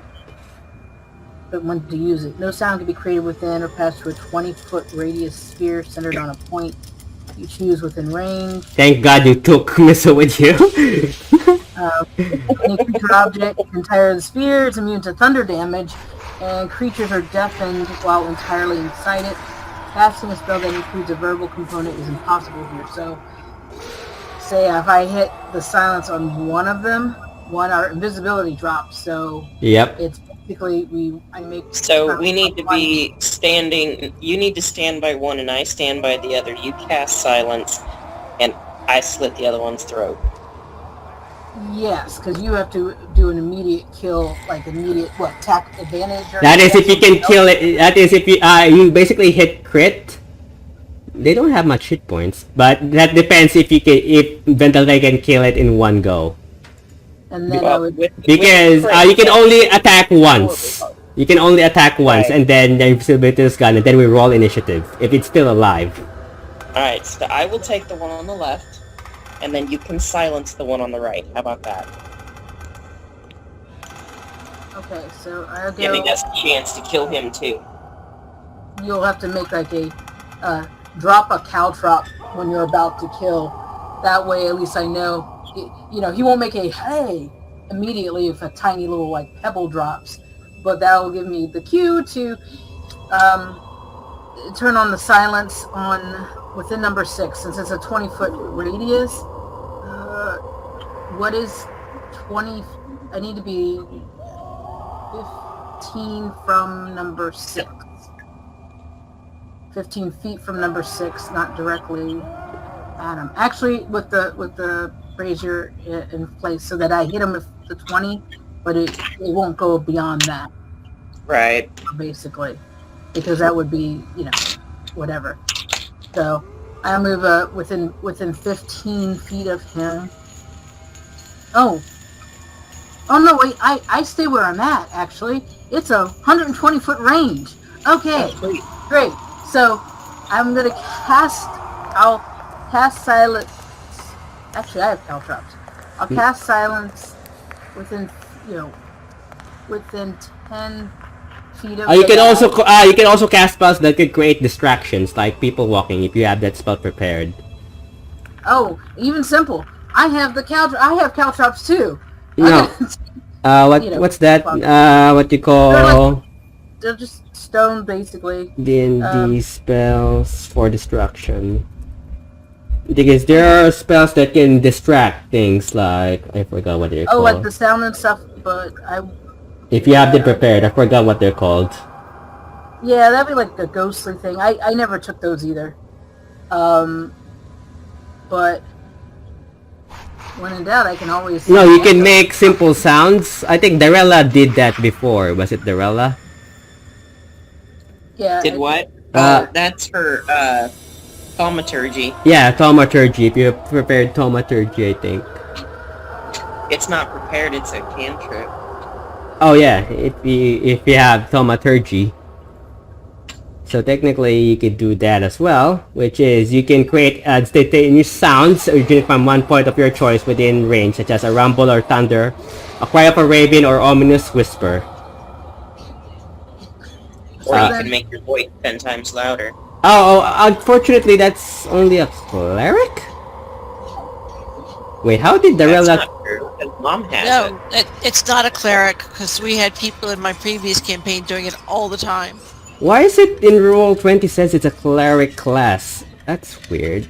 Because they're confused. Why does Roll20 said it's a cleric thing? I don't get it. Wait, Mine is with the Draconic Legacy, too. Oh yeah, so it means it's a feat from your dragon race. And why is it just a cleric? How much you can read? Roll20 says it's only for clerics. Now I'm confused. That's weird. That should be for wizards as well. I'm pretty sure that has to be for wizards. Yeah, but I don't have that one. So that's okay. Actually, I think what I'll do is I'll take out my +3 dagger. Weird. Okay. And actually, I will get within... I gotta get within 20 feet. Well, yeah. 20 feet of him. So that I can, like, throw the dagger. Yeah. I think it's number what? for number 6. Okay, So- you're gonna throw a So dagger. basically, it's like between the stones, like in that line. I think it's Also- 20 feet of him. What? If you throw a dagger, your invisibility would run out, basically. Oh, And you're throwing a dagger is an action.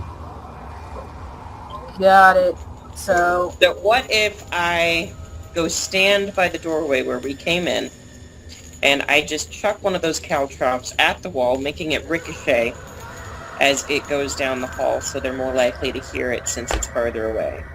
wouldn't that draw the attention of the guys on the other side of the hall? Like, They're a little ways away. No, it would not. Okay. So it only attracts 7 or 6. So I'm not going to chuck it down those halls. I'm chucking it down the hall where we came in. Yeah, that's why I thought that the others would come in from that we passed. Go back up the hall where we came in. How close are those guards? More than 5, 10, 15, 20, 25, 30, 35, 40, 45, 50. More than I 60 need to be feet. Okay, so I need they to be wouldn't out of hear that it. range. I need to be out of the visual range of that hallway. Okay. Yeah, that actually will work. So I'm going to go stand by that doorway, and I'm going to chuck it straight at the wall directly in the hall so that they're more likely to hear it. Okay, number 6 would leave. Number 7 would, what you call, I would say... Well, I mean, 6 was the one I was gonna silence, so by the time he does his movement, it's not gonna do anything. But if you were to crit number 7, then he'd be So dead. don't use your spell because we don't want you to be not invisible. I'm just trying to draw him away. Okay. Oops. Give me 1 sec. Beyond thaumaturgy is still a cleric spell. Yeah, that's why I'm confused. So I would say number 7 would go check it out. Alright, and then telepathically I'm going to tell Miso to follow me. Oh, you... To the doorway that just opened up. Okay. 1 sec. So you guys go deeper to the dungeon. That works too.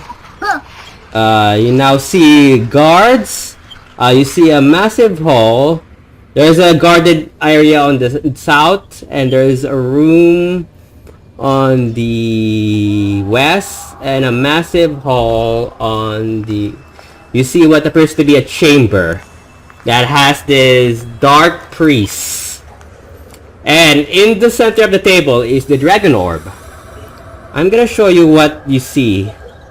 Who's apparently worshipping the orb. He looks like this.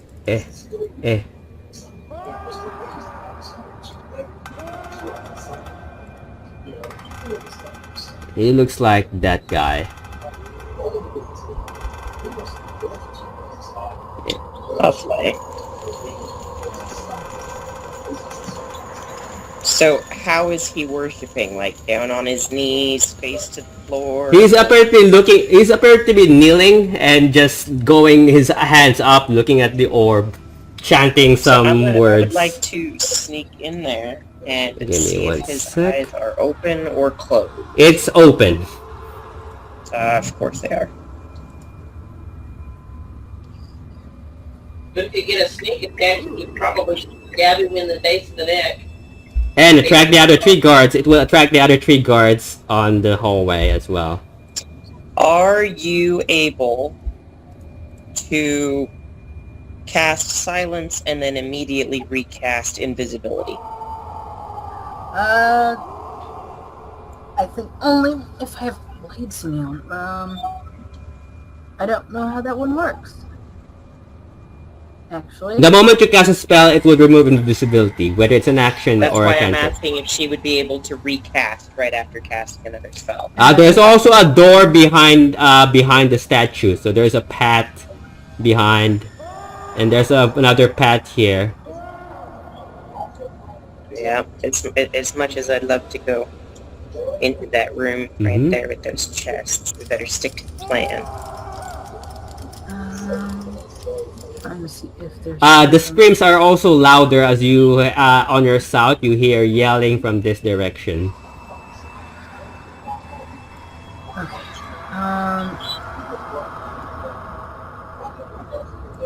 And you see an altar of some kind. And you hear a voice like, coming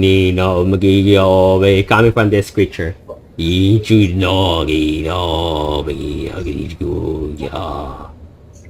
Actually, if I do cast silence on him, his chanting should screw stuff up. Because yeah, that happens in spells. But you'd have to either, if I deal with him as a spellcaster, you'd have to deal with all the guys behind us. Yep, and that's that's what I'm gonna... saying. If you cast silence on him, his chanting might stop, but the guards may not notice right away. If you can instantly recast your invisibility, we can grab the orb and get out. I would say they would see you because they're behind you. Yell for help because he's been silenced. No, they would see you because they're facing where you guys are. That's why I'm saying she would need to stand just out of view. We would both be out of the view visually. So, And right my here. invisibility won't drop, just hers, right? No, both. Would. Oh, both. The Okay, so we would both concentration- need to stand out of view. But what if you stand behind the statue? There's a door, another room probably. You have to find out. No, I'm just saying, if they stand behind the statue, the guards won't see them. Yeah. That's a good idea. But you can't help us. You're not here. Right Yeah. now, he's not. You don't know that because you're not there. Yeah, the worshiper's not facing us in our direction. He's facing the stone. Yeah, he's facing the altar, basically. So, yeah, so even if we drop invisibility, he won't immediately see us. He'll be like, why is it silent? Yep, he will know that something's wrong. And he's a priest. Yeah. So most he'll likely have- he's a spellcaster. But he would be squishy like me, so that's a good Maybe. thing. We're not sure. He should be. Hopefully. Possibly. So that's 20 feet within 20 feet. So But 20 feet, by the way, are you guys whispering to each other? I'm per month. talking telepathically. Okay, It is a Miss, telepathic thing. Oh yeah. No. because you're not sure if he can hear you if you're talking Oh, I behind would him. assume he would. Yeah. Alright, so that sounds like it. So if I center it on the orb, the silence on the orb. Basically, the orb is in the center of the altar, which is Yeah, right and here. it's a 20-foot radius for the silence. Mhm. Where's silence over here? Second level spell. Into body things. So then would be silence. It drops our invisibility, and then I recast the invisibility. And you have to be how far to be able to cast silence? 120 feet. Oh, well then let's go behind the statue and see what's behind doors. Also, if you grab yes. if you're invisible and he grab the orb, he will see the orb floating. Until I tuck it inside my coat. And Or then, bag of yeah, holding. Actually, until your bag of holding. he will know. He Yeah, would still bag of see holding. it, basically, and then disappear. Yeah, you'll see. You'll, Now you see you'll me, see. now you don't.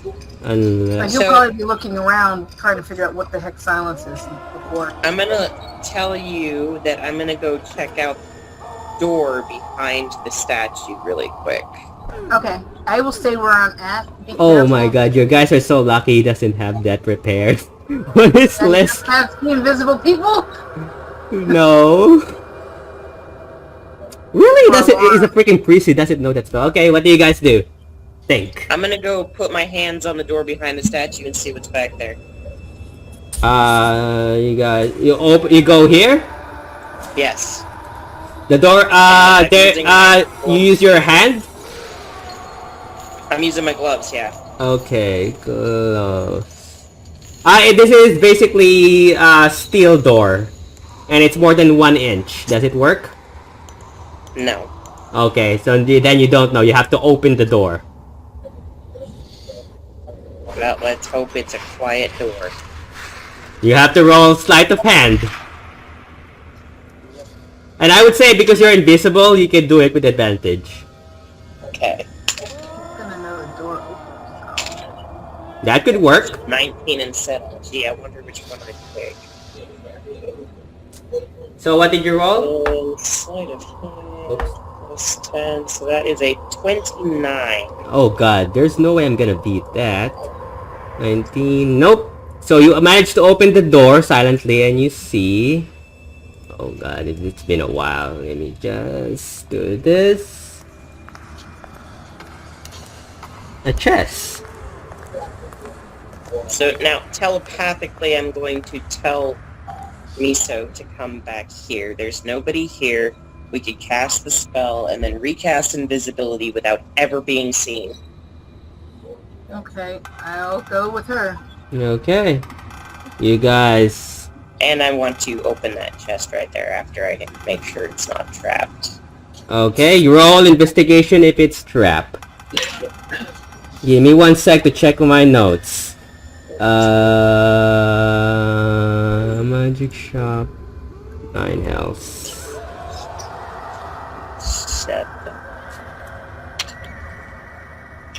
And the second one for advantage was at 20 plus 14 plus 5.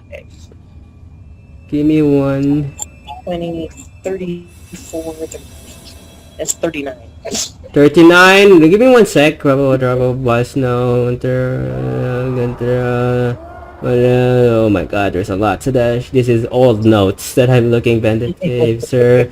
It has been a We haven't while. been down here in a minute. Yep. Okay, guys, while you're doing that, I have to go to bed. Yeah, it's okay. Because this is just up to them now. Okay. We'll sleep see you good. next week and we'll see if we can change the schedule. Okay, just let me know. No problem. Have a good week. Night. It is locked. It's locked but not trapped. It is trap. It is trap. Oh, It has a magical what you call symbol embedded on the chest. so I will tell Miso that it is magically warded. If you cast the spell magic, it would remove the invisibility. Are you able to close the door? Yes, I will very quietly attempt to close the door. Roll sleight of hand again. With advantage.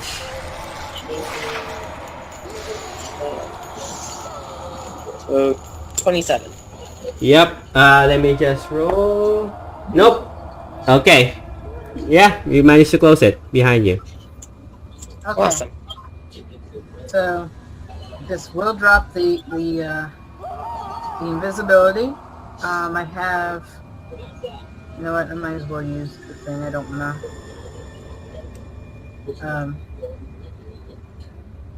Do you cast the spell magic? I'm gonna do that. I need to see which level is that. Yeah. Let's cast it at third level. Third level. Okay, you cast it at third level. The what you call the energy on the chest dissipates, but the chest is still locked.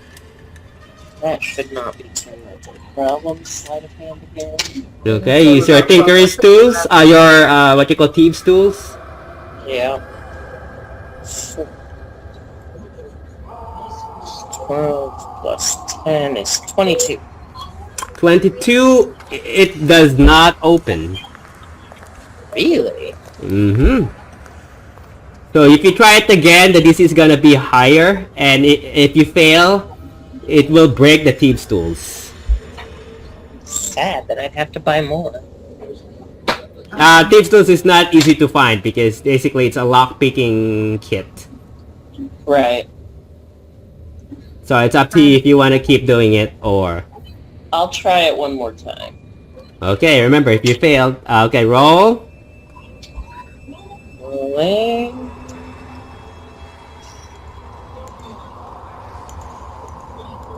$29. It just fails. So your thieves tools is now broken and the lock is jammed. So it cannot be opened. You can only break the lock in order to open it, which will make noise. Yeah. Oh well. You know Now what? we'll never know what's in it. The DC is now 30, basically. I could have only reached that with a nat 20. Yeah. The DC before was 25, now it's more than Oh. 30. Nice. Alright, so now that I'm done playing with the chest and trying to steal things. Okay, and we're now visible because I used the dispel magic on. Okay. We're both visible, so now I need to try to open the door again. So the thing is, he will see us because I don't think silence. I don't think he can see past that statue. No, he cannot. Okay, good. But he will see us as soon as, well, as soon as you cast silence, it's can I cast silence beyond? It says Beyond shoot. what? Say- Beyond the door, you I cannot. have to do it. You can only cast it to on an area you can see. Yeah, okay. So I'm gonna roll to open the door again. Go ahead. I mean, That is a 29. Give me 1 sec. Nope. Oh god, he rolled a nat 20. He sees the door opens. We need to quickly hide on either side of the door. Okay, roll. I would say because you're invisible, I'm not gonna make you roll. So you guys. Oh, we're visible. I haven't cast invisibility because I have to do the She silent. cast Dispel Magic, It was a spell magic, so it made us visible. Mm-hmm. and we were waiting to cast Invisibility again until after we cast Silence. What do you guys do? So we're hiding off to the side. He's coming in. Cast Silence now, and then Invisibility. Alright, silence. He would see you because you can. Because this is gonna be an. It's gonna be an action to cast silence and another action to cast invisibility. Right, and even if he sees us, so long as we're invisible, if we dash out, we're good. Plus, he can't yell because silence. Actually, I'm casting silence. If I cast silence here so that we can kill him, if you can drag him away from in front of there, I can then close the door, and the guards don't see him. Ooh, Really and then we fighting. can just kill him, Yes. and none the wiser. What do you guys do? Come on, this is happening in 6 seconds. Cast Silence and then close the door. Boom. Silence cast. Alright, I'm closing the door, and then I'm going to attack him. Okay, so roll initiative. I'm gonna roll for 22. him. 15. 14. 15, 14. So you came after the. Give me 1 sec. Oh. 1 sec. Did not expect this. Mara. Okay. So. Okay, 22. Bendote, you're first. Alright. How long does basically Meso? Any spell that has verbal components does not work. Correct. So keep that in mind. You cannot cast spells that Concentration have up to 10 minutes. it lasts for 10 minutes. So you have to kill him within 10 minutes. Yes. Okay. Which is That's how like many rounds a is lot that? of rounds, How many rounds is that? 10 rounds. There's only 3 of you, and If it's 1 10 round. rounds per minute, then it's 100 rounds? No, 1 round is 6 seconds. I don't know, 1 round is 6 seconds. So 1 minute is 60. So that's 10 rounds. So that's 10 basically. That's If, 100 rounds for 10 minutes. He'll be dead long before it wears off. oh yeah, 10 minutes. Yeah. Oh yeah, it's not 1 minute. It's 10 minutes. I hate computation math. Okay. Roll to hit. By the way, if you try to communicate, nothing is coming out of your voices. We But can she still has communicate telepathically.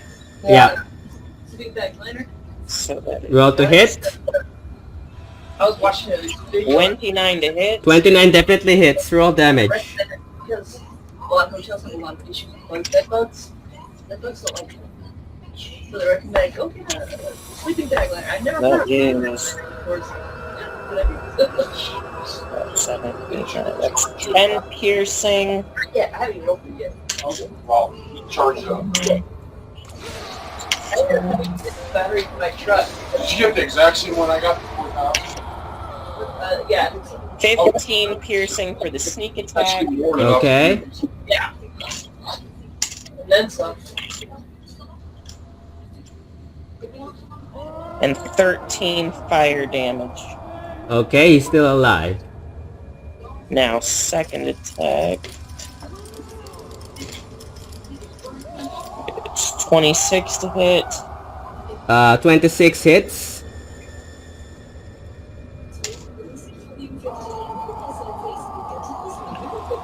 That is...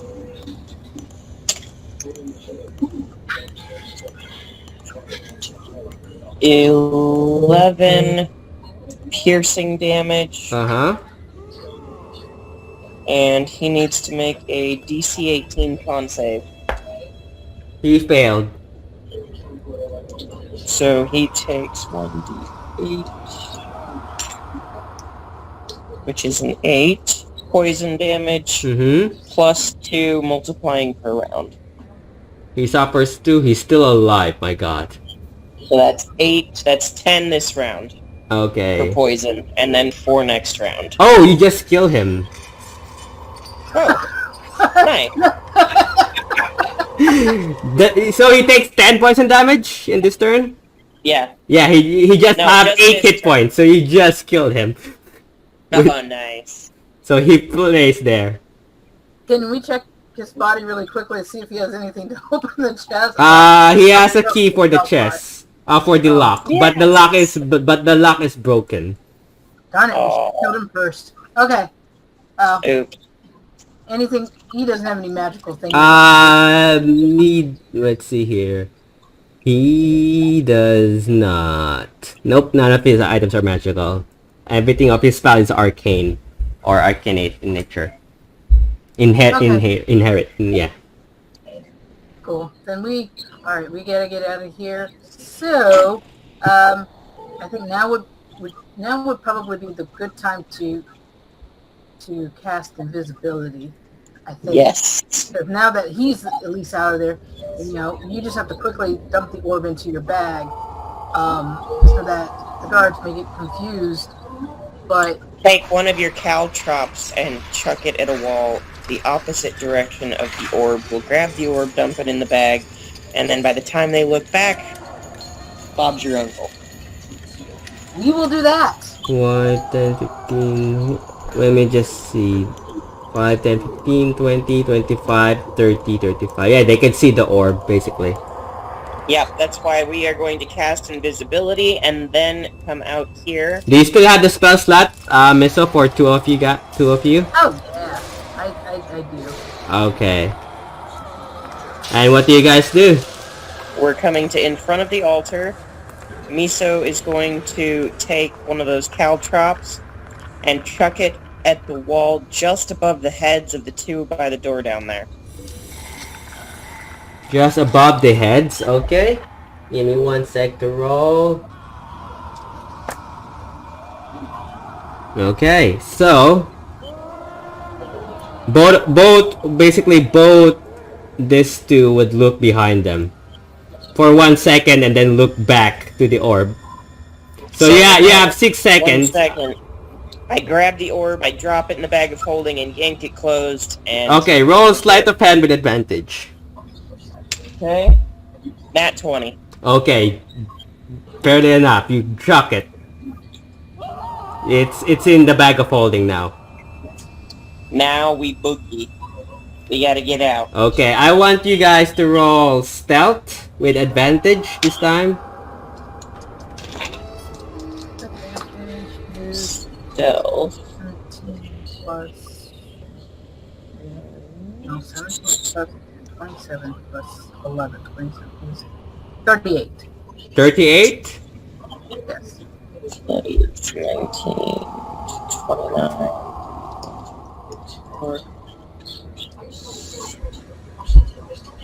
I got a 44. Oh god. Yep, you guys managed to sneak in back, invisible. Wait, the others waiting for you, and you now have the dragon orb. Yay! Oh gosh. You give it to Darella. The party returns, cast invisibility to remove the invisibility, and it's up to you guys. And I guess you give Darella the dragon orb. Yes. And I'll stick it in my bag of holding. And that's the last dragon orb. Okay, I would say, as soon as that happens, that is where we're gonna end that episode.